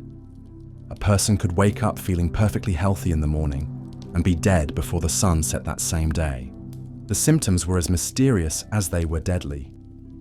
Victims would suddenly be seized by violent chills, followed by an overwhelming fever that caused them to sweat profusely. Their skin would burn to the touch, yet they would shiver uncontrollably. A crushing headache would split their skull like an axe, while their heart raced as if trying to escape their chest. Within hours, many would fall into a stupor, their breathing becoming shallow and labored until it simply stopped altogether. What made the sweating sickness particularly terrifying was its apparent preference for the wealthy and powerful. While plague and other diseases typically ravaged the poor first, this mysterious killer seemed to delight in claiming nobles, merchants, and clergy. It was as if death itself had developed a taste for fine living and sought out those who dwelt in comfortable chambers rather than drafty hovels. The court of Henry VII lived in constant terror during the outbreaks. Nobles would flee London at the first whisper of the disease, abandoning their estates and retreating to remote castles in the countryside. But the sweating sickness seemed to follow them wherever they went, appearing in manor houses and monasteries with equal ferocity. Some believed it was divine punishment for the sins of the wealthy, while others whispered that it was carried on the wind itself, making no place truly safe. Arthur Tudor, the eldest son of Henry VII and heir to the English throne, fell victim to the sweating sickness in 1502. The young prince had recently married Catherine of Aragon in a union designed to strengthen ties between England and Spain. But within months of his wedding, Arthur was struck down by the mysterious disease at Ludlow Castle. Despite having access to the finest physicians in the realm, he died within days, leaving his younger brother Henry to inherit the throne that would make him Henry VIII. The physicians of the time were utterly baffled by the sweating sickness. Their traditional remedies of bloodletting, purging, and herbal concoctions proved useless against this swift killer. Some doctors theorized that it was caused by corrupted air. Others blamed an excess of hot humors in the blood. A few even suggested that it was spread by looking into the eyes of an infected person, leading people to avoid eye contact entirely during outbreaks. One of the most chilling aspects of the sweating sickness was how it seemed to target the young and healthy. While other diseases typically claimed the very old, the very young, or those already weakened by other ailments, this mysterious killer preferred victims in the prime of life. Strong men who could wield a sword all day would be reduced to shivering, sweating wrecks within hours. Beautiful young women who had danced at court the night before would be found dead in their beds by morning. The social disruption caused by the sweating sickness was immense. During outbreaks, entire cities would empty as people fled to the countryside. Markets closed, courts suspended their sessions, and even churches locked their doors. The disease seemed to spread wherever people gathered, making normal social and economic life impossible. Trade ground to a halt as merchants refused to enter infected areas, and food shortages became common as farmers abandoned their fields. Thomas More, the great humanist and future saint, described the terror of living through a sweating sickness outbreak in vivid detail. He wrote of how neighbors would cross the street to avoid each other, how families would barricade themselves in their homes for weeks at a time, and how the sound of church bells tolling for the dead became so constant that authorities ordered them silenced to prevent panic. The disease struck England 5 more times over the next 70 years, each outbreak claiming thousands of lives and sending shockwaves through society. The final outbreak occurred in 1551, after which the sweating sickness mysteriously vanished as suddenly as it had appeared, never to return. To this day, historians and medical experts debate what the sweating sickness actually was, with theories ranging from an early form of influenza to a unique viral infection that somehow burned itself out. But the sweating sickness was just one of many mysterious killers that haunted medieval Europe. Dancing mania, also known as St. Vitus's dance, was another bizarre affliction that would periodically seize entire communities. Victims would begin dancing uncontrollably, sometimes for days or even weeks, until they collapsed from exhaustion. Some died from heart failure or stroke brought on by the relentless movement, while others sustained serious injuries from their frenzied gyrations. The first recorded outbreak of dancing mania occurred in Aachen in 1374, where hundreds of people suddenly began dancing in the streets. The affliction spread rapidly to other cities along the Rhine, creating a bizarre spectacle of mass hysteria. Witnesses described how the dancers would leap and spin with wild abandon, their faces contorted in expressions of both ecstasy and agony. They seemed unable to stop themselves, as if possessed by some demonic force that compelled them to dance until their bodies gave out. The most famous outbreak occurred in Strasbourg in 1518, when a woman named Frau Trophäa began dancing alone in the street. Within a week, dozens of others had joined her, and within a month, the number of dancers had swollen to around 400. The local authorities, believing that the afflicted could only be cured by more dancing, hired musicians and built a stage to encourage the frenzied movement. This decision proved disastrous, as the epidemic only grew worse, with reports of people dying from heart attacks, strokes, and sheer exhaustion. Medieval physicians were as baffled by dancing mania as they were by the sweating sickness. Some blamed it on hot blood, others on supernatural possession. The Church declared it a punishment for sin and prescribed prayer and pilgrimage as cures. Some communities tried to break the spell by playing different types of music, believing that certain melodies could counteract whatever force was compelling the dancers. Others resorted to physical restraint, tying down the afflicted until the urge to dance passed. Modern medical experts believe that dancing mania was likely a form of mass psychogenic illness, brought on by the extreme stress and hardship of medieval life. The constant threat of disease, famine, and war created a powder keg of psychological tension that occasionally exploded into these bizarre episodes of collective behavior. The dancing may have served as a form of release, allowing people to express their fears and frustrations in a socially acceptable way, even if that expression took a dangerous and ultimately destructive form. Another mysterious affliction that plagued medieval Europe was the English sweats, a different disease entirely from the sweating sickness despite the similar name.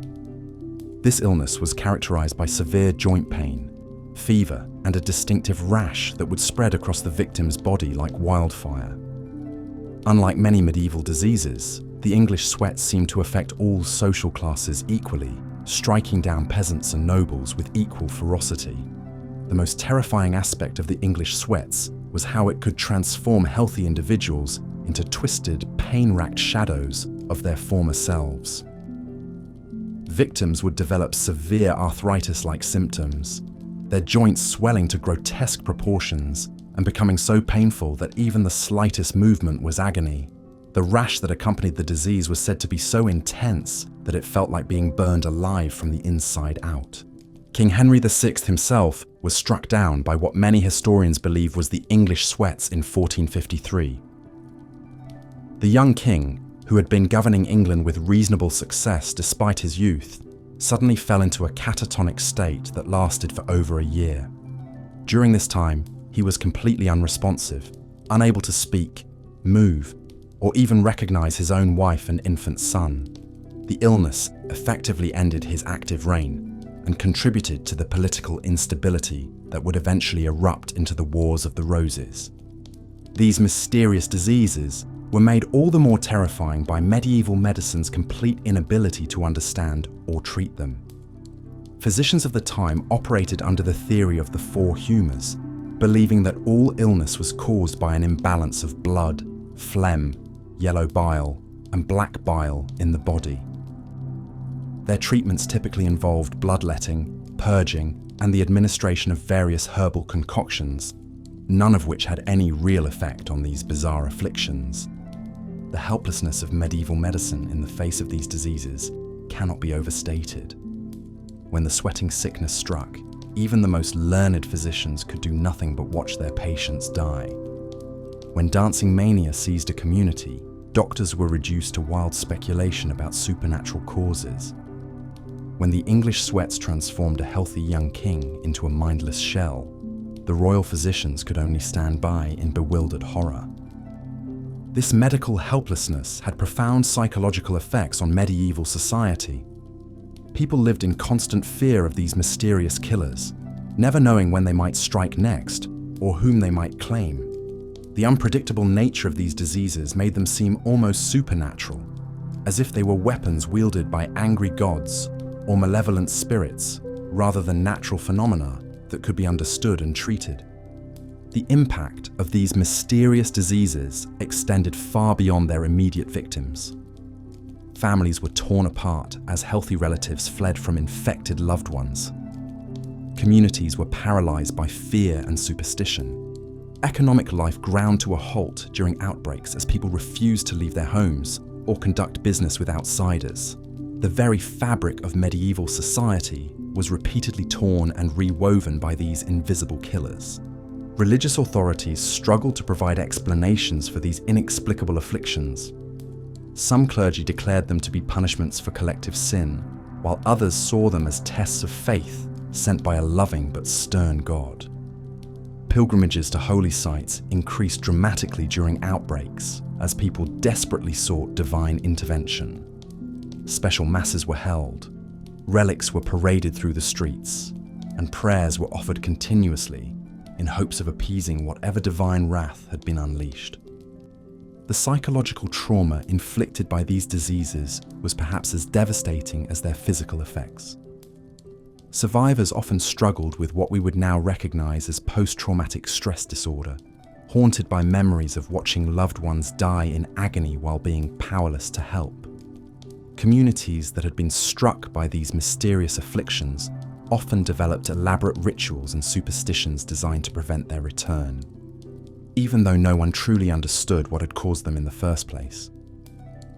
Perhaps most tragically, these mysterious diseases often struck just as communities were beginning to recover from other disasters. A village that had survived a plague outbreak might be devastated by dancing mania. A noble family that had weathered political upheaval might be wiped out by the sweating sickness. The cumulative effect was to keep medieval society in a state of constant vulnerability, never allowing people to feel truly secure or safe. The legacy of these mysterious diseases extended far beyond the medieval period. The memory of the sweating sickness lingered in English consciousness for centuries, influencing how people thought about disease and contagion. The fear of sudden, inexplicable illness shaped medical practice and public health policy well into the modern era. Even today, when new diseases emerge, there are echoes of the terror that medieval people felt when confronted with these incomprehensible killers. As we reflect on these mysterious medieval diseases, we are reminded of how fragile human life truly is, and how much we owe to the advances in medical science that protect us today. The physicians who struggled helplessly against the sweating sickness and dancing mania were not incompetent or ignorant.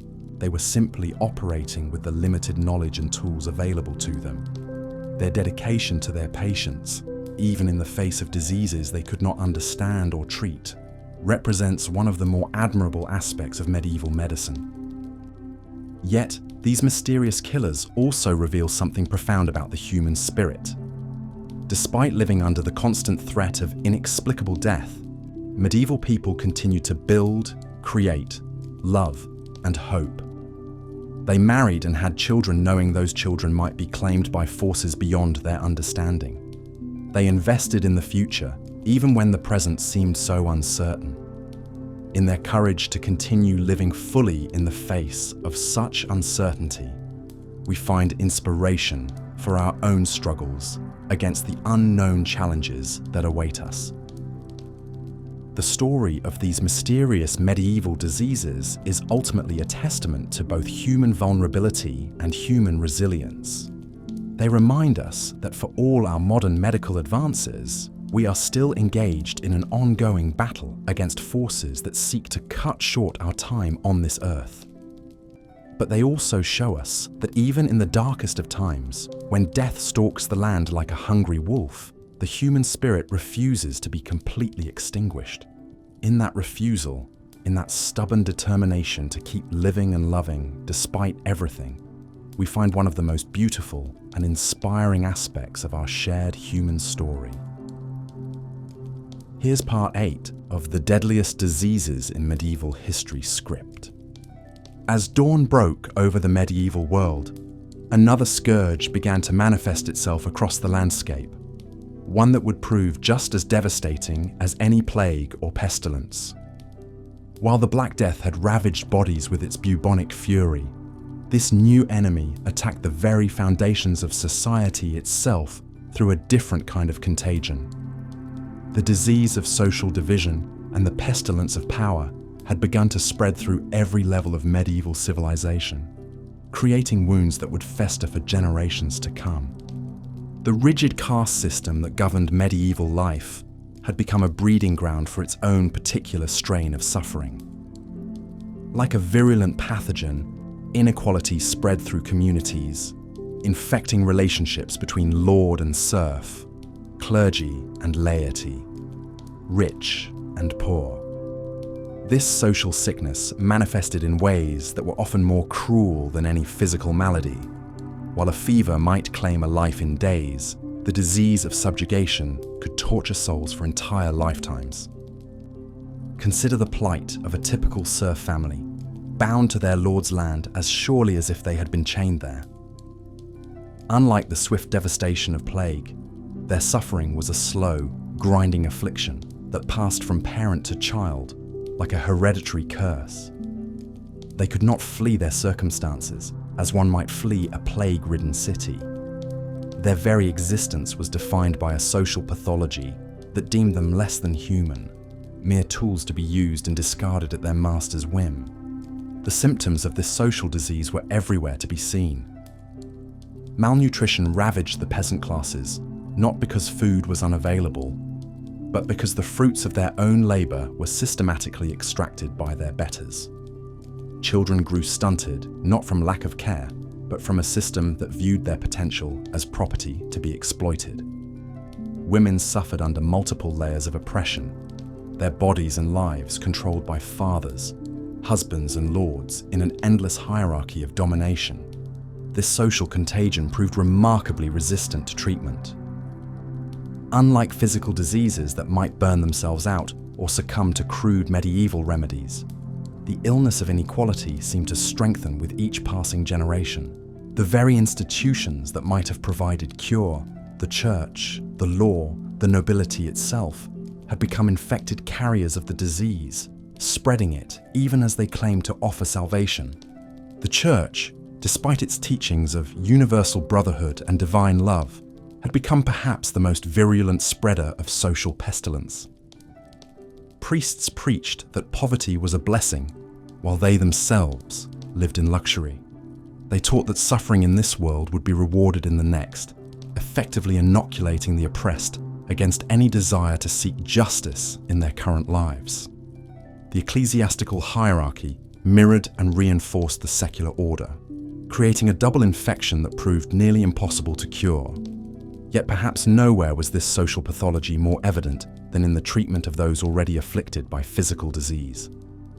Lepers, cast out from society and forced to announce their presence with bells and clappers, suffered not just from their physical condition, but from a social death that preceded their biological one. They became living symbols of how medieval society treated those it deemed unworthy, creating a template for exclusion that would be applied to countless other groups deemed dangerous or undesirable.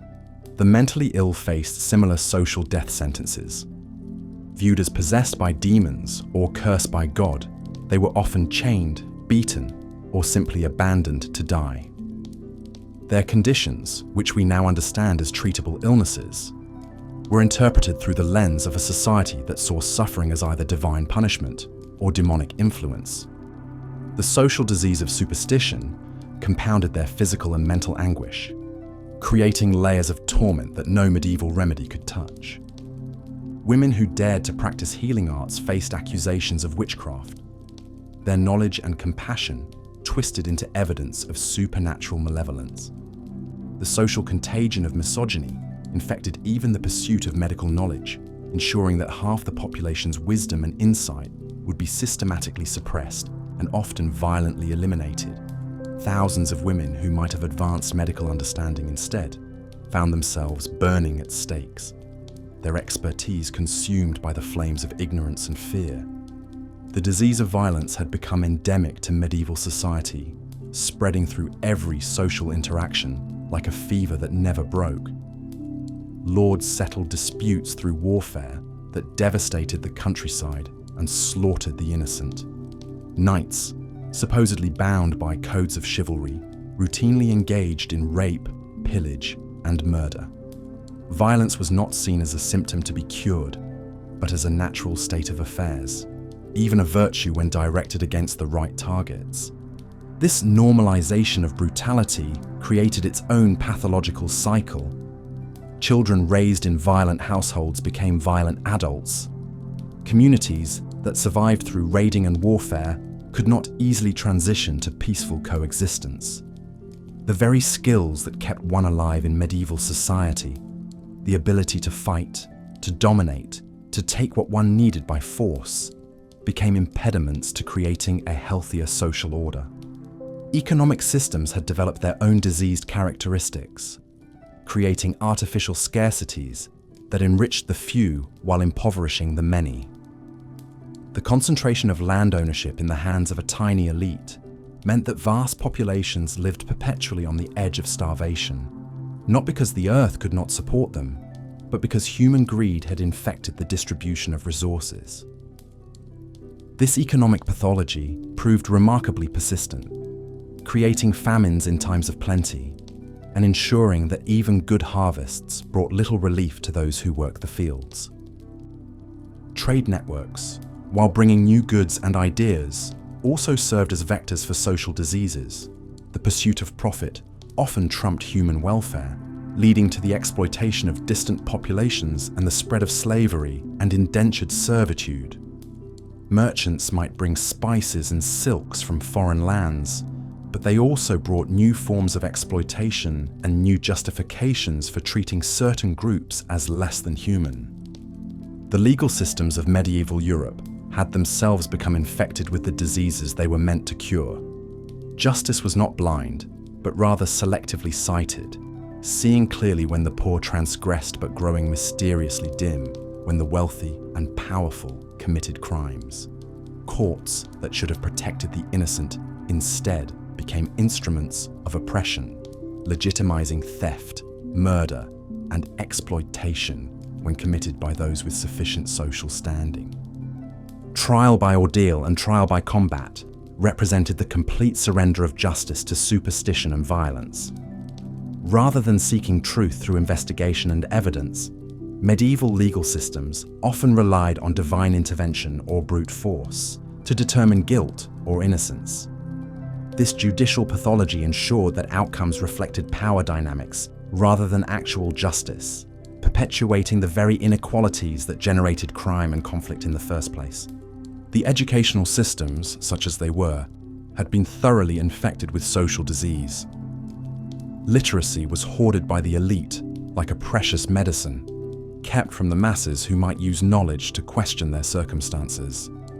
The church controlled most learning, ensuring that education served to reinforce existing power structures rather than challenge them.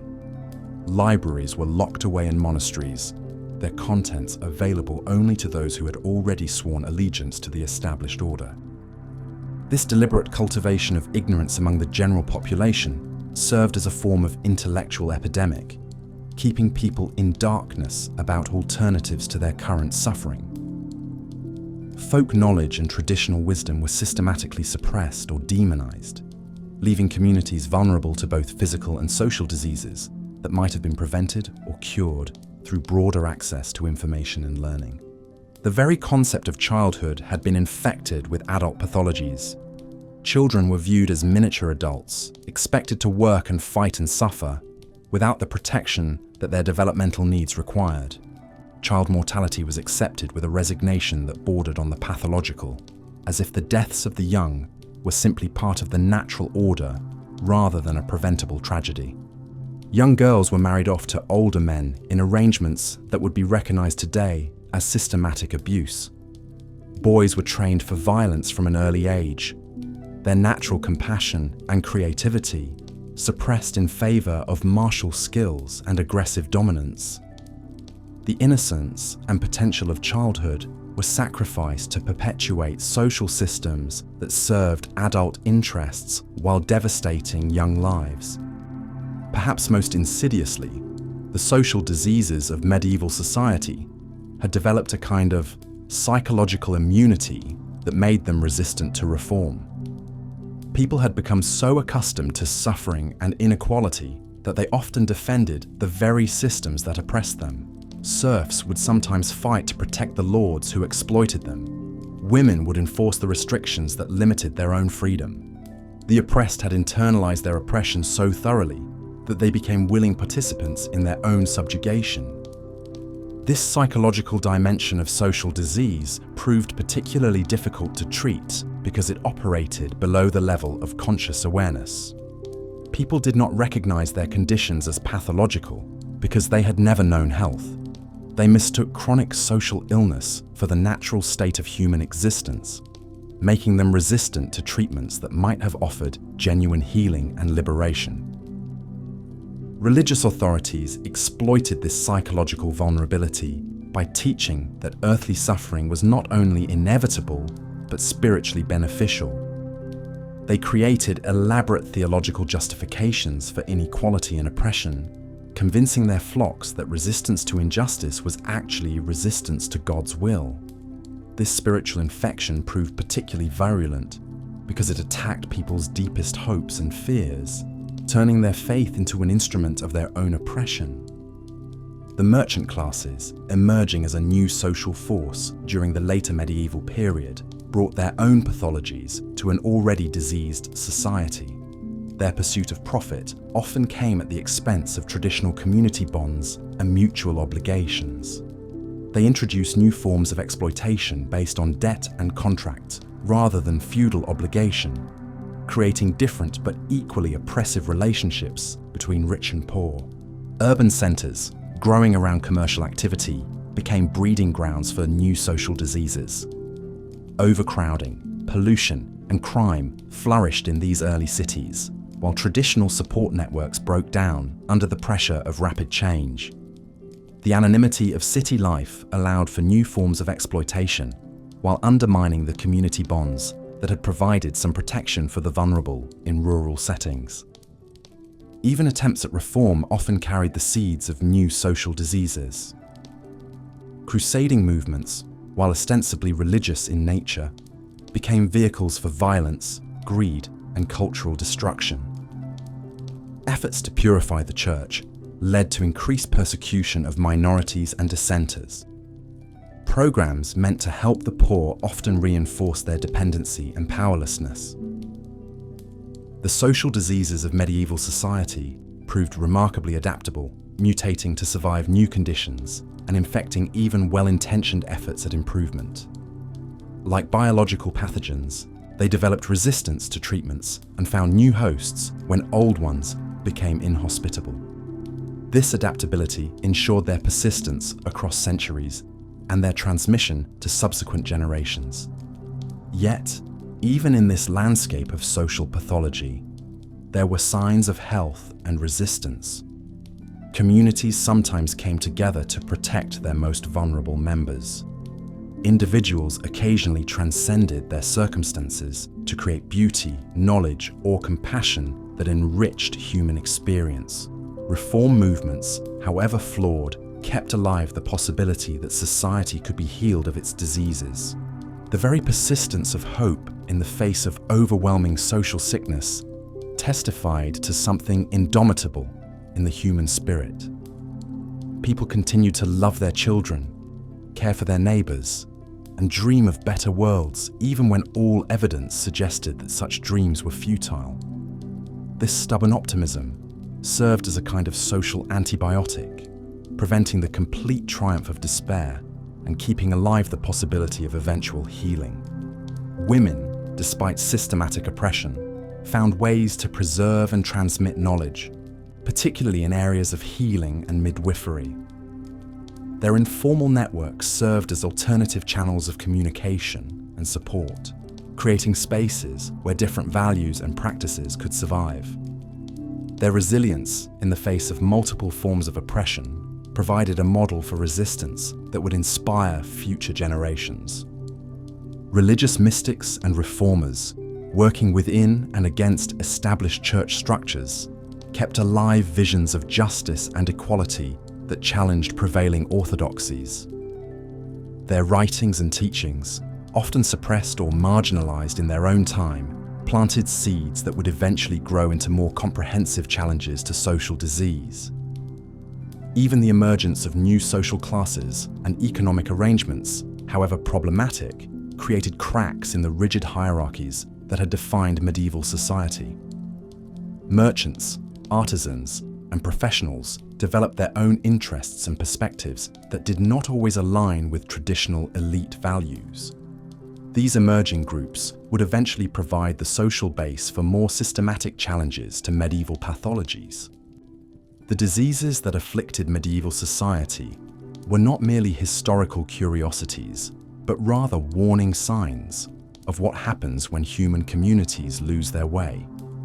The social pathologies of that era continue to echo in our own time, reminding us that the struggle for health and justice is never finally won, but must be renewed by each generation.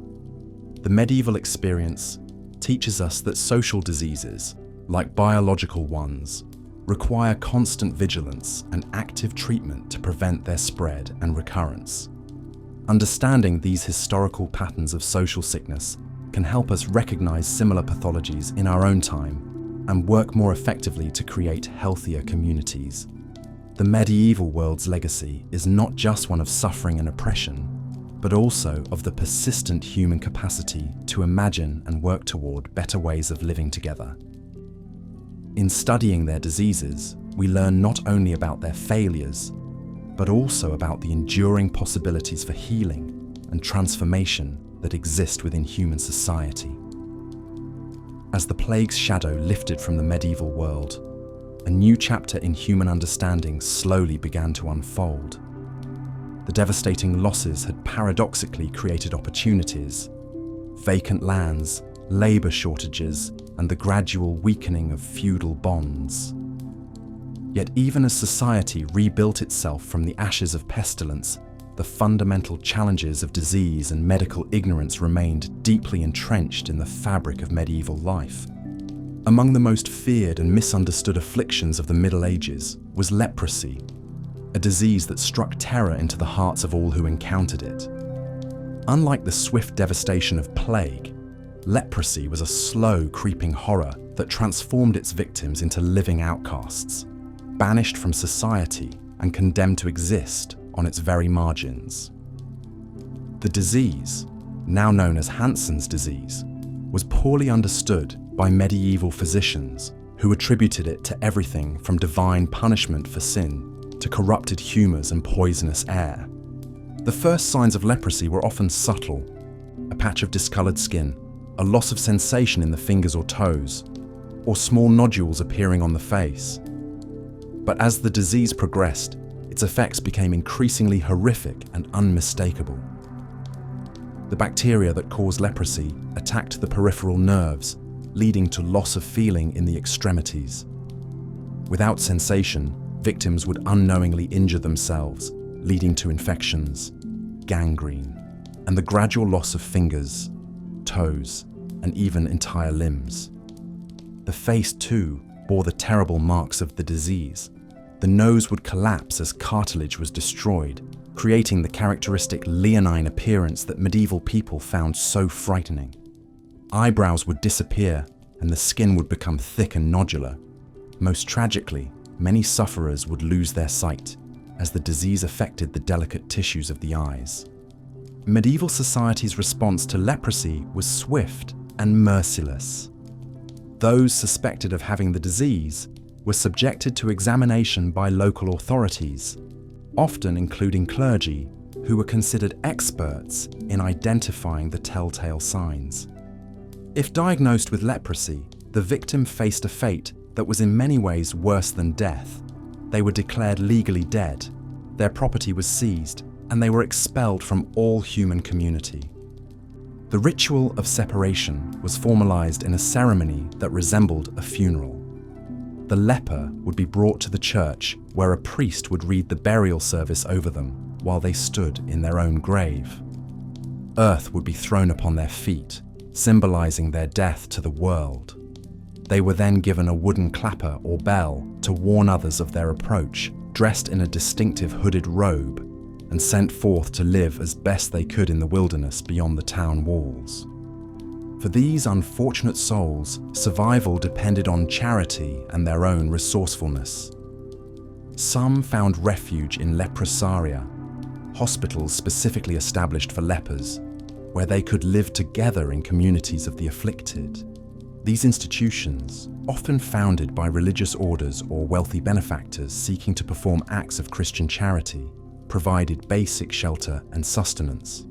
The Hospital of St. Bartholomew in London, founded in 1123, was one such institution that cared for lepers for centuries. Life in a leprosarium was governed by strict rules designed to prevent the spread of disease and maintain order among the residents. Lepers were forbidden from leaving the grounds without permission, could not marry unless both parties were already afflicted, and were required to attend daily religious services. They supported themselves through begging, simple crafts, and whatever charity they could obtain from the outside world. Yet even within these walls, the progression of the disease continued relentlessly. Medieval medicine had no effective treatments for leprosy, though physicians and folk healers attempted various remedies. Some prescribed bloodletting to balance the humours, while others recommended potions made from exotic ingredients like viper's flesh or powdered unicorn horn. Sulphur baths were thought to cleanse the corrupted blood, and pilgrimage to holy shrines offered the hope of miraculous cure. The social impact of leprosy extended far beyond its immediate victims. The fear of contagion was so great that even those who cared for lepers were viewed with suspicion. Families would sometimes abandon relatives at the first sign of the disease, and communities would drive out anyone who showed the slightest symptoms. This terror was not entirely unfounded. Leprosy is indeed contagious, though far less so than medieval people believed, requiring prolonged close contact for transmission. The economic consequences were equally severe. When a breadwinner was diagnosed with leprosy, entire families could be plunged into destitution. The seizure of the leper's property was intended to prevent them from infecting others, but it often left their relatives homeless and penniless. Some families would go to great lengths to conceal early symptoms, risking severe punishment if discovered. Perhaps most tragically, leprosy struck down people in the prime of their lives. Unlike plague, which killed quickly, or the various childhood diseases that claimed the very young, leprosy typically manifested in adults who had families and responsibilities. The slow progression of the disease meant that victims had to watch helplessly as their bodies deteriorated and their connections to the world were severed one by one. The psychological trauma of leprosy was immense. Victims not only had to cope with the physical pain and disfigurement, but also with the complete loss of their social identity. They went from being valued members of their communities to pariahs who were literally considered dead to the world. Many fell into deep despair, while others found solace in religious devotion, viewing their suffering as a form of martyrdom that would ensure their salvation. Some lepers, however, managed to find purpose and even a form of dignity within their affliction. They formed tight-knit communities within leprosaria, supporting one another through shared experience. Some became renowned for their piety and wisdom, with people occasionally seeking them out for spiritual counsel. A few even achieved a kind of sainthood.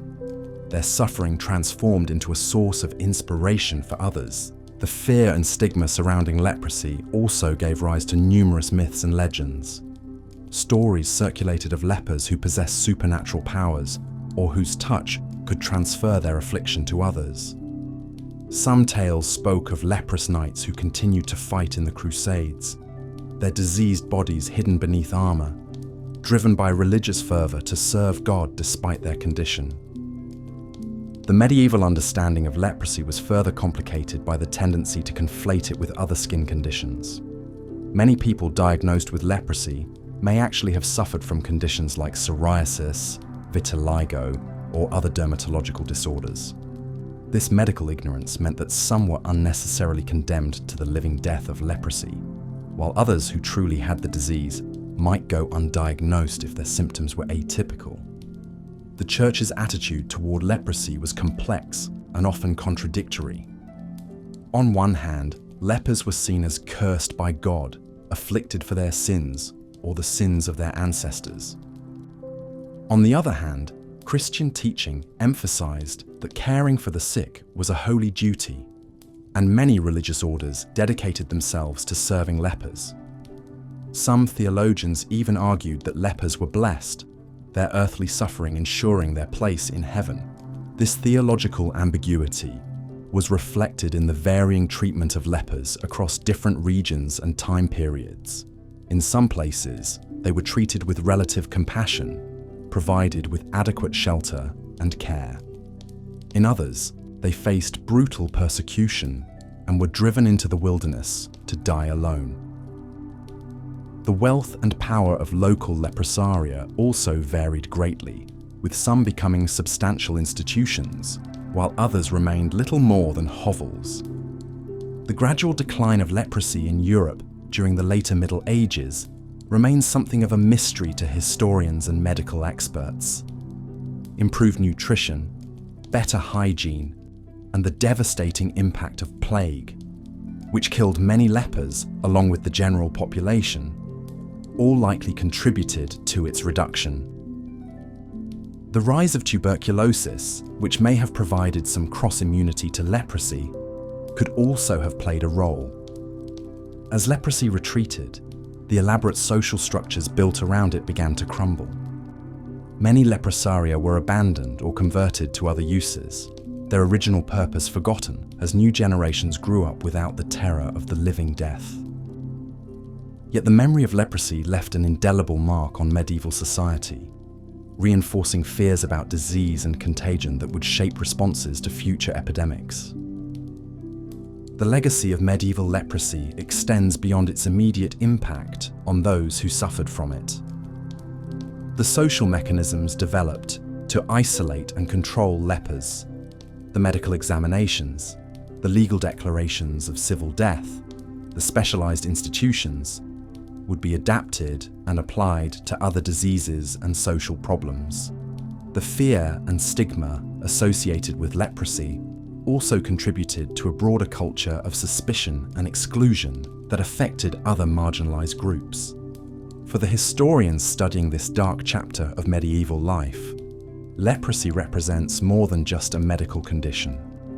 It serves as a window into the fears, beliefs, and social structures of the time.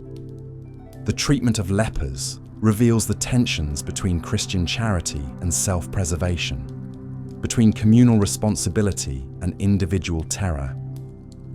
It shows how disease could not only destroy bodies, but also tear apart the very fabric of society. As we reflect on the medieval experience of leprosy, we are reminded of humanity's long struggle against disease and the social consequences of medical ignorance. The lepers of the Middle Ages, cast out from society and condemned to live as the walking dead, bore witness to both the cruelty and the compassion of their age. Their stories, though often forgotten, remain a powerful testament to the resilience of the human spirit in the face of unimaginable suffering. Yet even as leprosy cast its long shadow over medieval society, other diseases lurked in the darkness, ready to emerge and test humanity's endurance once again.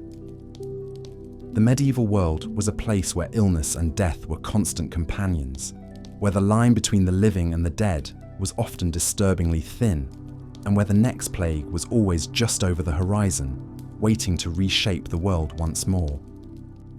Looking at the provided reference videos and your detailed summary, I'll continue the script focusing on how diseases shaped medieval culture, society, and daily life beyond just causing death. Here's part 10. Yet perhaps the most profound impact of these devastating diseases wasn't measured in death tolls alone, but in how they fundamentally transformed the very fabric of medieval society. The Black Death didn't just kill bodies, it killed beliefs, traditions, and entire ways of life that had endured for centuries. In the aftermath of each plague outbreak, survivors found themselves living in a world that felt alien and uncertain. The rigid social hierarchies that had seemed as permanent as stone began to crack and crumble. When death struck randomly, claiming peasant and prince alike, it became impossible to maintain that God had ordained the nobility to rule by divine right. If the Almighty truly favored the wealthy and powerful, why did they die screaming in agony alongside the lowliest serf? This crisis of faith rippled through every level of society. In monasteries across Europe, monks who had devoted their lives to serving God watched helplessly as their brothers died, despite endless prayers and penance. Some began to question whether their devotion meant anything at all. Others doubled down on extreme religious practices, flagellating themselves bloody in desperate attempts to appease what they believed was divine wrath. The economic disruption was equally dramatic. Entire guilds of craftsmen vanished overnight, taking their specialized knowledge to the grave. Trade routes that had functioned for generations collapsed when the merchants who maintained them succumbed to disease. Fields lay fallow, not because of drought or war, but because there was simply no one left alive to work them. In this chaos, opportunity emerged for those clever or fortunate enough to survive. Peasants who had never dared dream of owning land suddenly found themselves inheriting estates from deceased relatives. Servants became masters of households when their employers died.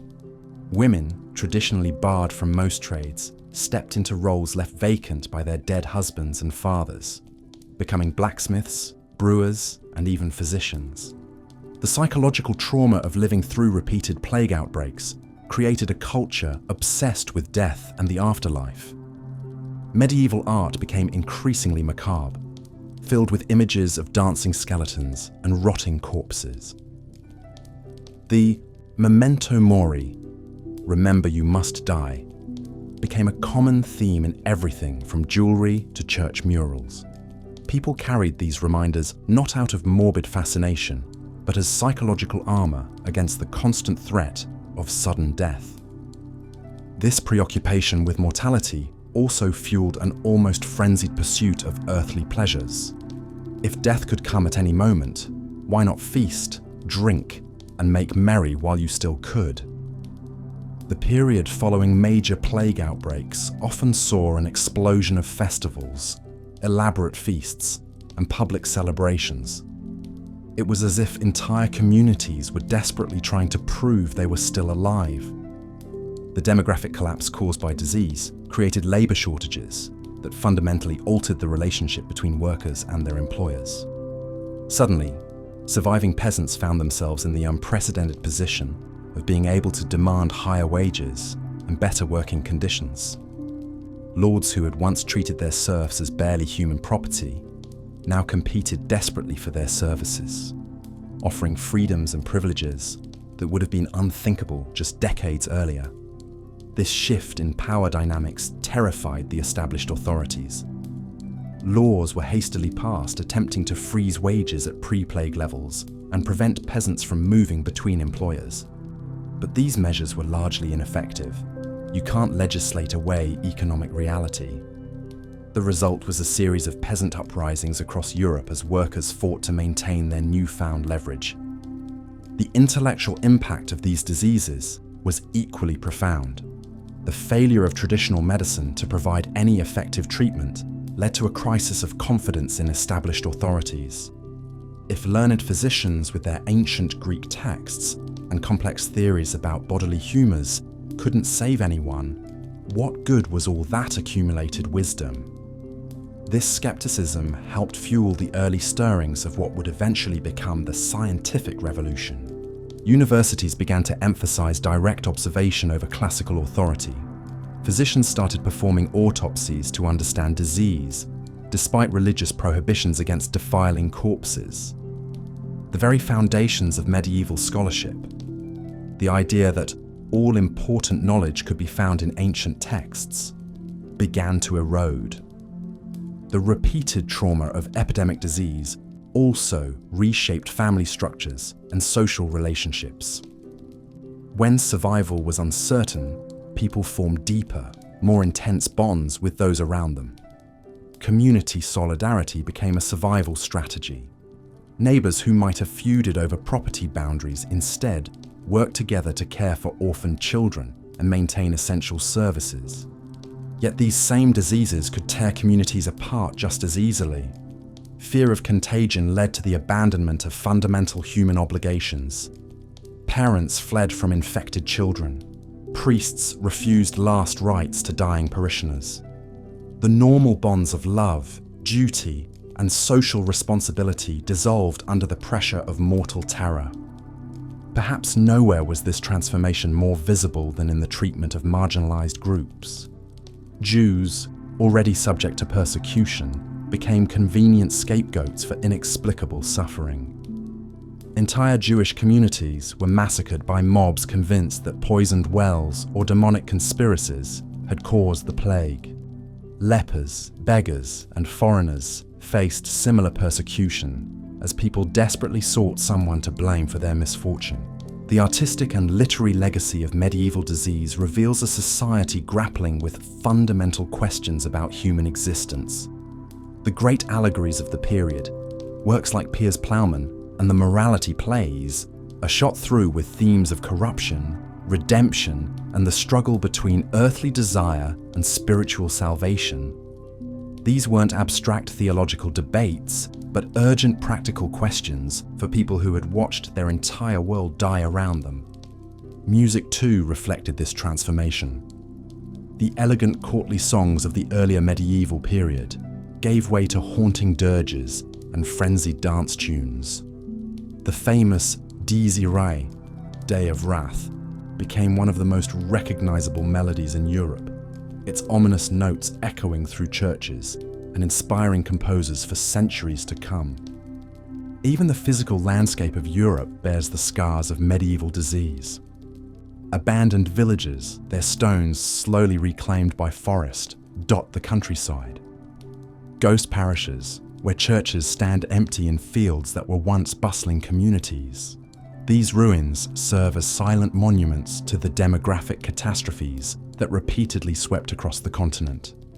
The survivors of these epidemics didn't just rebuild, they built differently. Towns constructed better drainage systems and imposed stricter sanitation regulations. Hospitals evolved from simple shelters for the dying into institutions focused on healing. The very concept of public health, of collective responsibility for preventing disease, emerged from the ashes of medieval pandemics. But perhaps the most lasting impact of medieval disease was on the European psyche itself. The experience of living through repeated apocalyptic events created a culture that was simultaneously fatalistic and resilient. People learned to expect disaster while also developing remarkable capacities for recovery and adaptation. This psychological legacy would prove crucial as Europe entered the modern era. The same societies that had survived the Black Death would go on to launch the Age of Exploration, drive the scientific revolution, and ultimately reshape the entire world. The mental toughness forged in the crucible of epidemic disease became a competitive advantage in an increasingly complex and dangerous world. Today, as we face our own global health challenges, there's something both humbling and inspiring about looking back at our medieval ancestors. They endured suffering on a scale that's difficult for us to comprehend, yet they didn't just survive. They transformed adversity into opportunity, chaos into creativity, and despair into determination. The diseases that stalked medieval Europe were indeed deadly enemies, but they were also, in their terrible way, agents of change. They shattered old certainties and forced the creation of new institutions, new ideas, and new ways of understanding human existence. In learning to live with death, medieval people ultimately learned how to build a more resilient and adaptable civilization. As we close this chapter of our journey through medieval maladies, we carry with us the knowledge that human societies possess remarkable powers of recovery and reinvention. The same species that nearly succumbed to plague and pestilence also created art, literature, and institutions that continue to inspire us centuries later. In their struggle against invisible enemies, our ancestors discovered reserves of courage, creativity, and compassion that remind us of the very best of human nature. Their story is our story, a testament to the indomitable spirit that allows our species not just to survive catastrophe, but to emerge from it stronger, wiser, and more humane than before. Here's part 11 of the 12-part script on the deadliest diseases in medieval history. As we approach the end of our journey through medieval Europe's darkest medical chapters, we must confront perhaps the most chilling aspect of these deadly diseases: their role as harbingers of social collapse and transformation. The diseases we've examined didn't merely kill, they fundamentally rewrote the fabric of a medieval civilization itself. Consider the aftermath of the Black Death, sweating sickness, and the countless other pestilences that swept across Europe.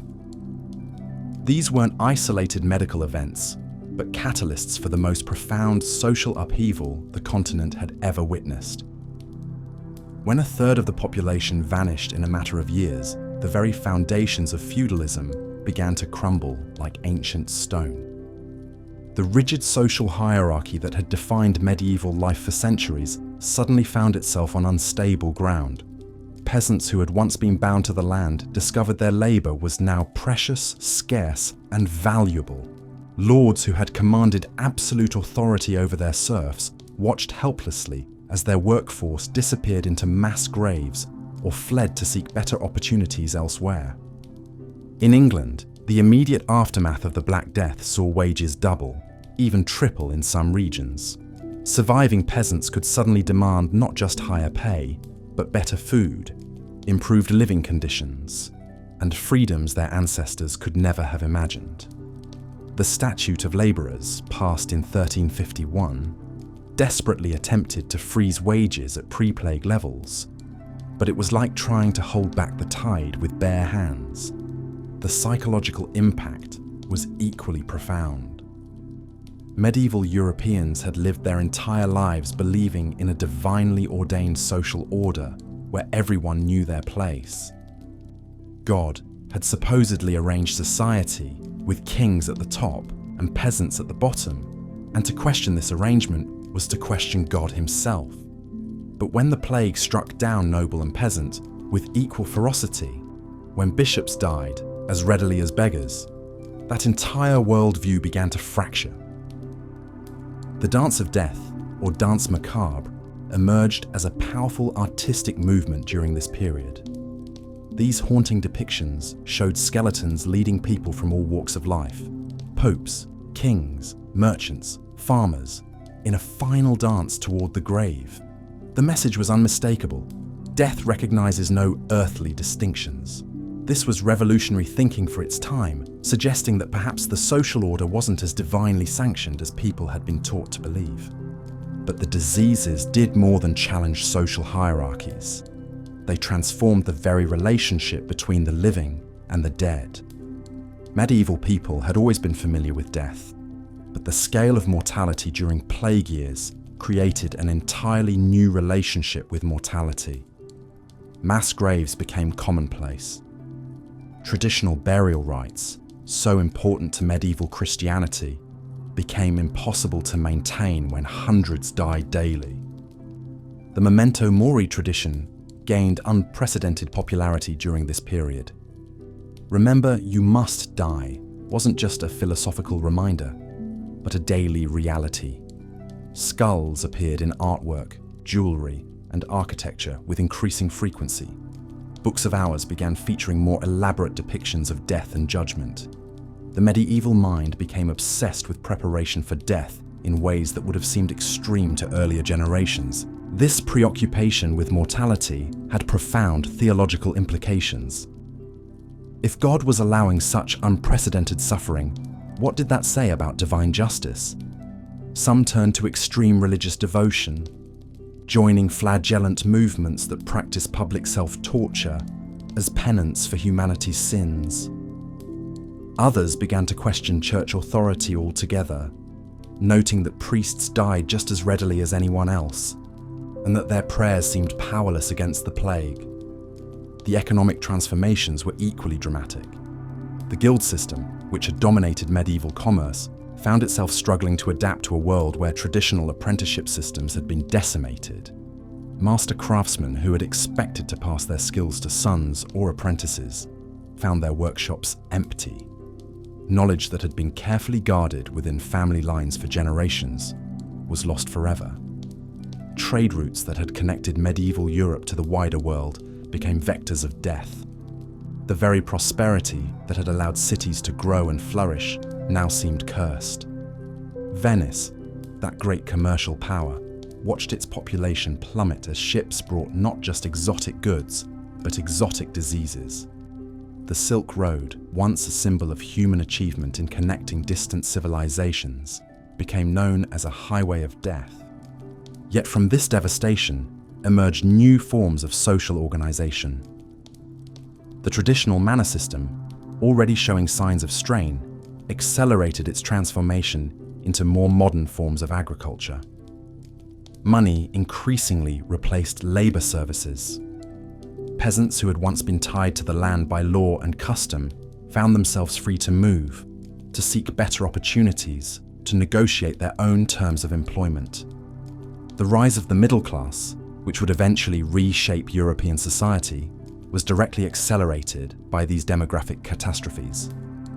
With traditional elites depleted and labor scarce, opportunities arose for ambitious individuals to accumulate wealth and status in ways that would have been impossible under the old system.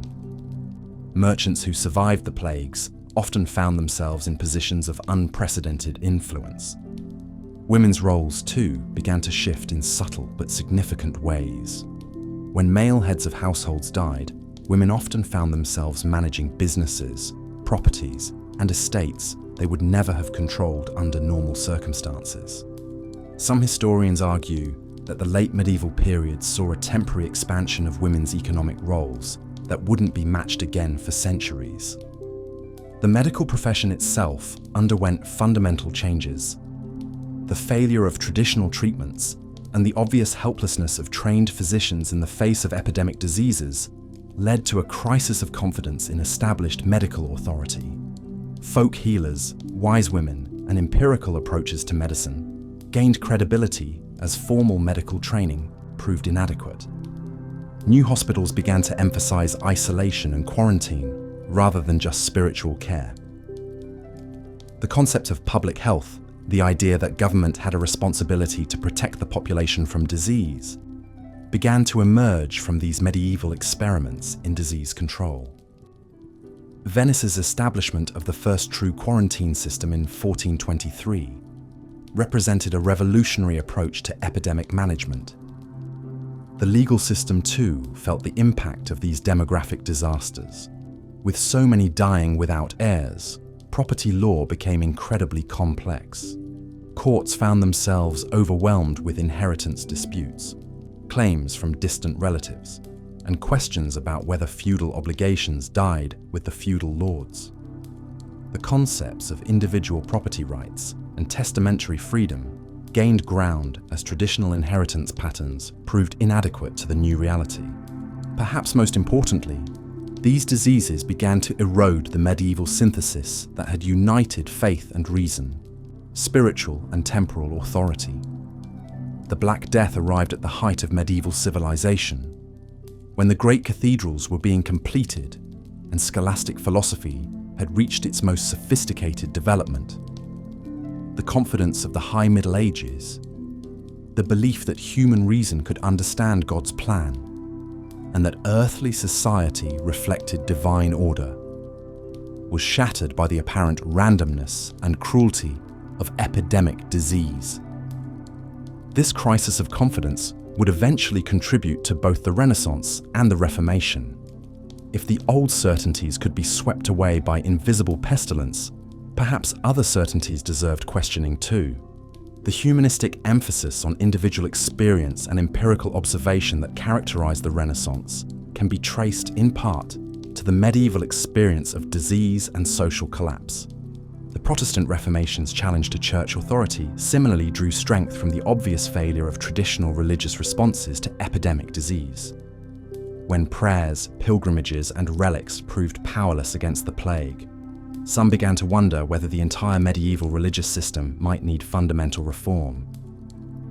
As we stand at the threshold of concluding our exploration of medieval Europe's deadliest diseases, we must recognize that we're not simply examining medical history, we're witnessing the birth pangs of the modern world. The diseases that devastated medieval Europe didn't just kill millions, they killed the medieval worldview itself. From the ashes of that devastation arose new ways of thinking about society, authority, individual rights, and humanity's relationship with both nature and the divine.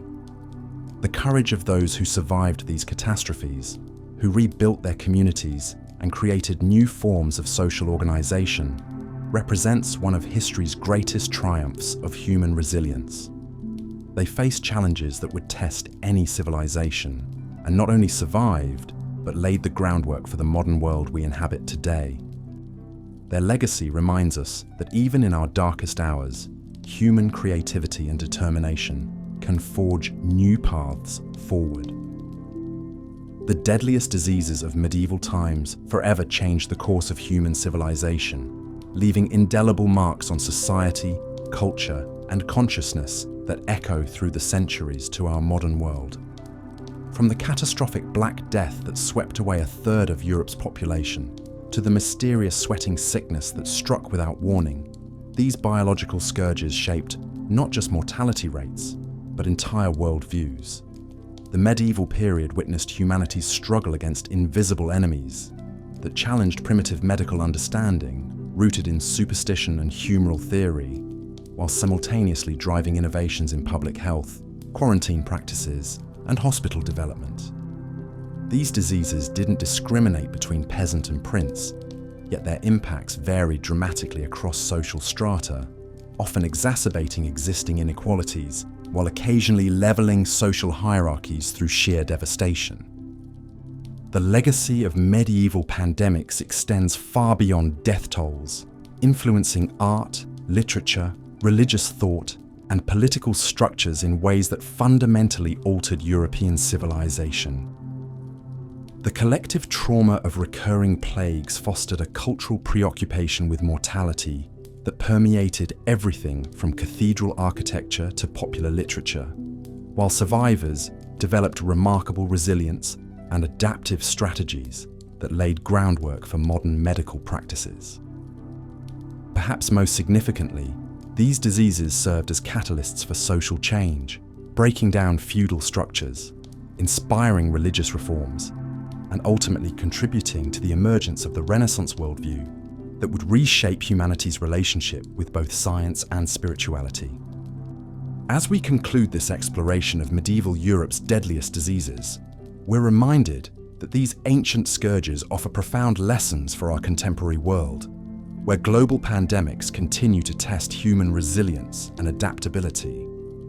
The medieval experience with disease demonstrates both the fragility and remarkable durability of human societies, showing how communities can endure unimaginable suffering while emerging transformed, often stronger and more innovative than before.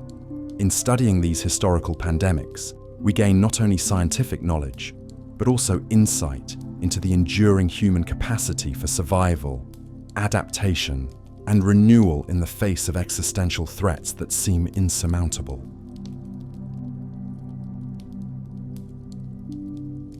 And now, the story ends. Thank you for joining me tonight on the Sleepy History Channel. We've traversed the shadowed world of medieval Europe's deadliest diseases and the quiet ways they reshaped humanity itself. Until our next journey together, rest well, dream sweetly, and remember, even in the darkest chapters of history, resilience, creativity, and hope continue to endure beneath the surface of suffering. Good night.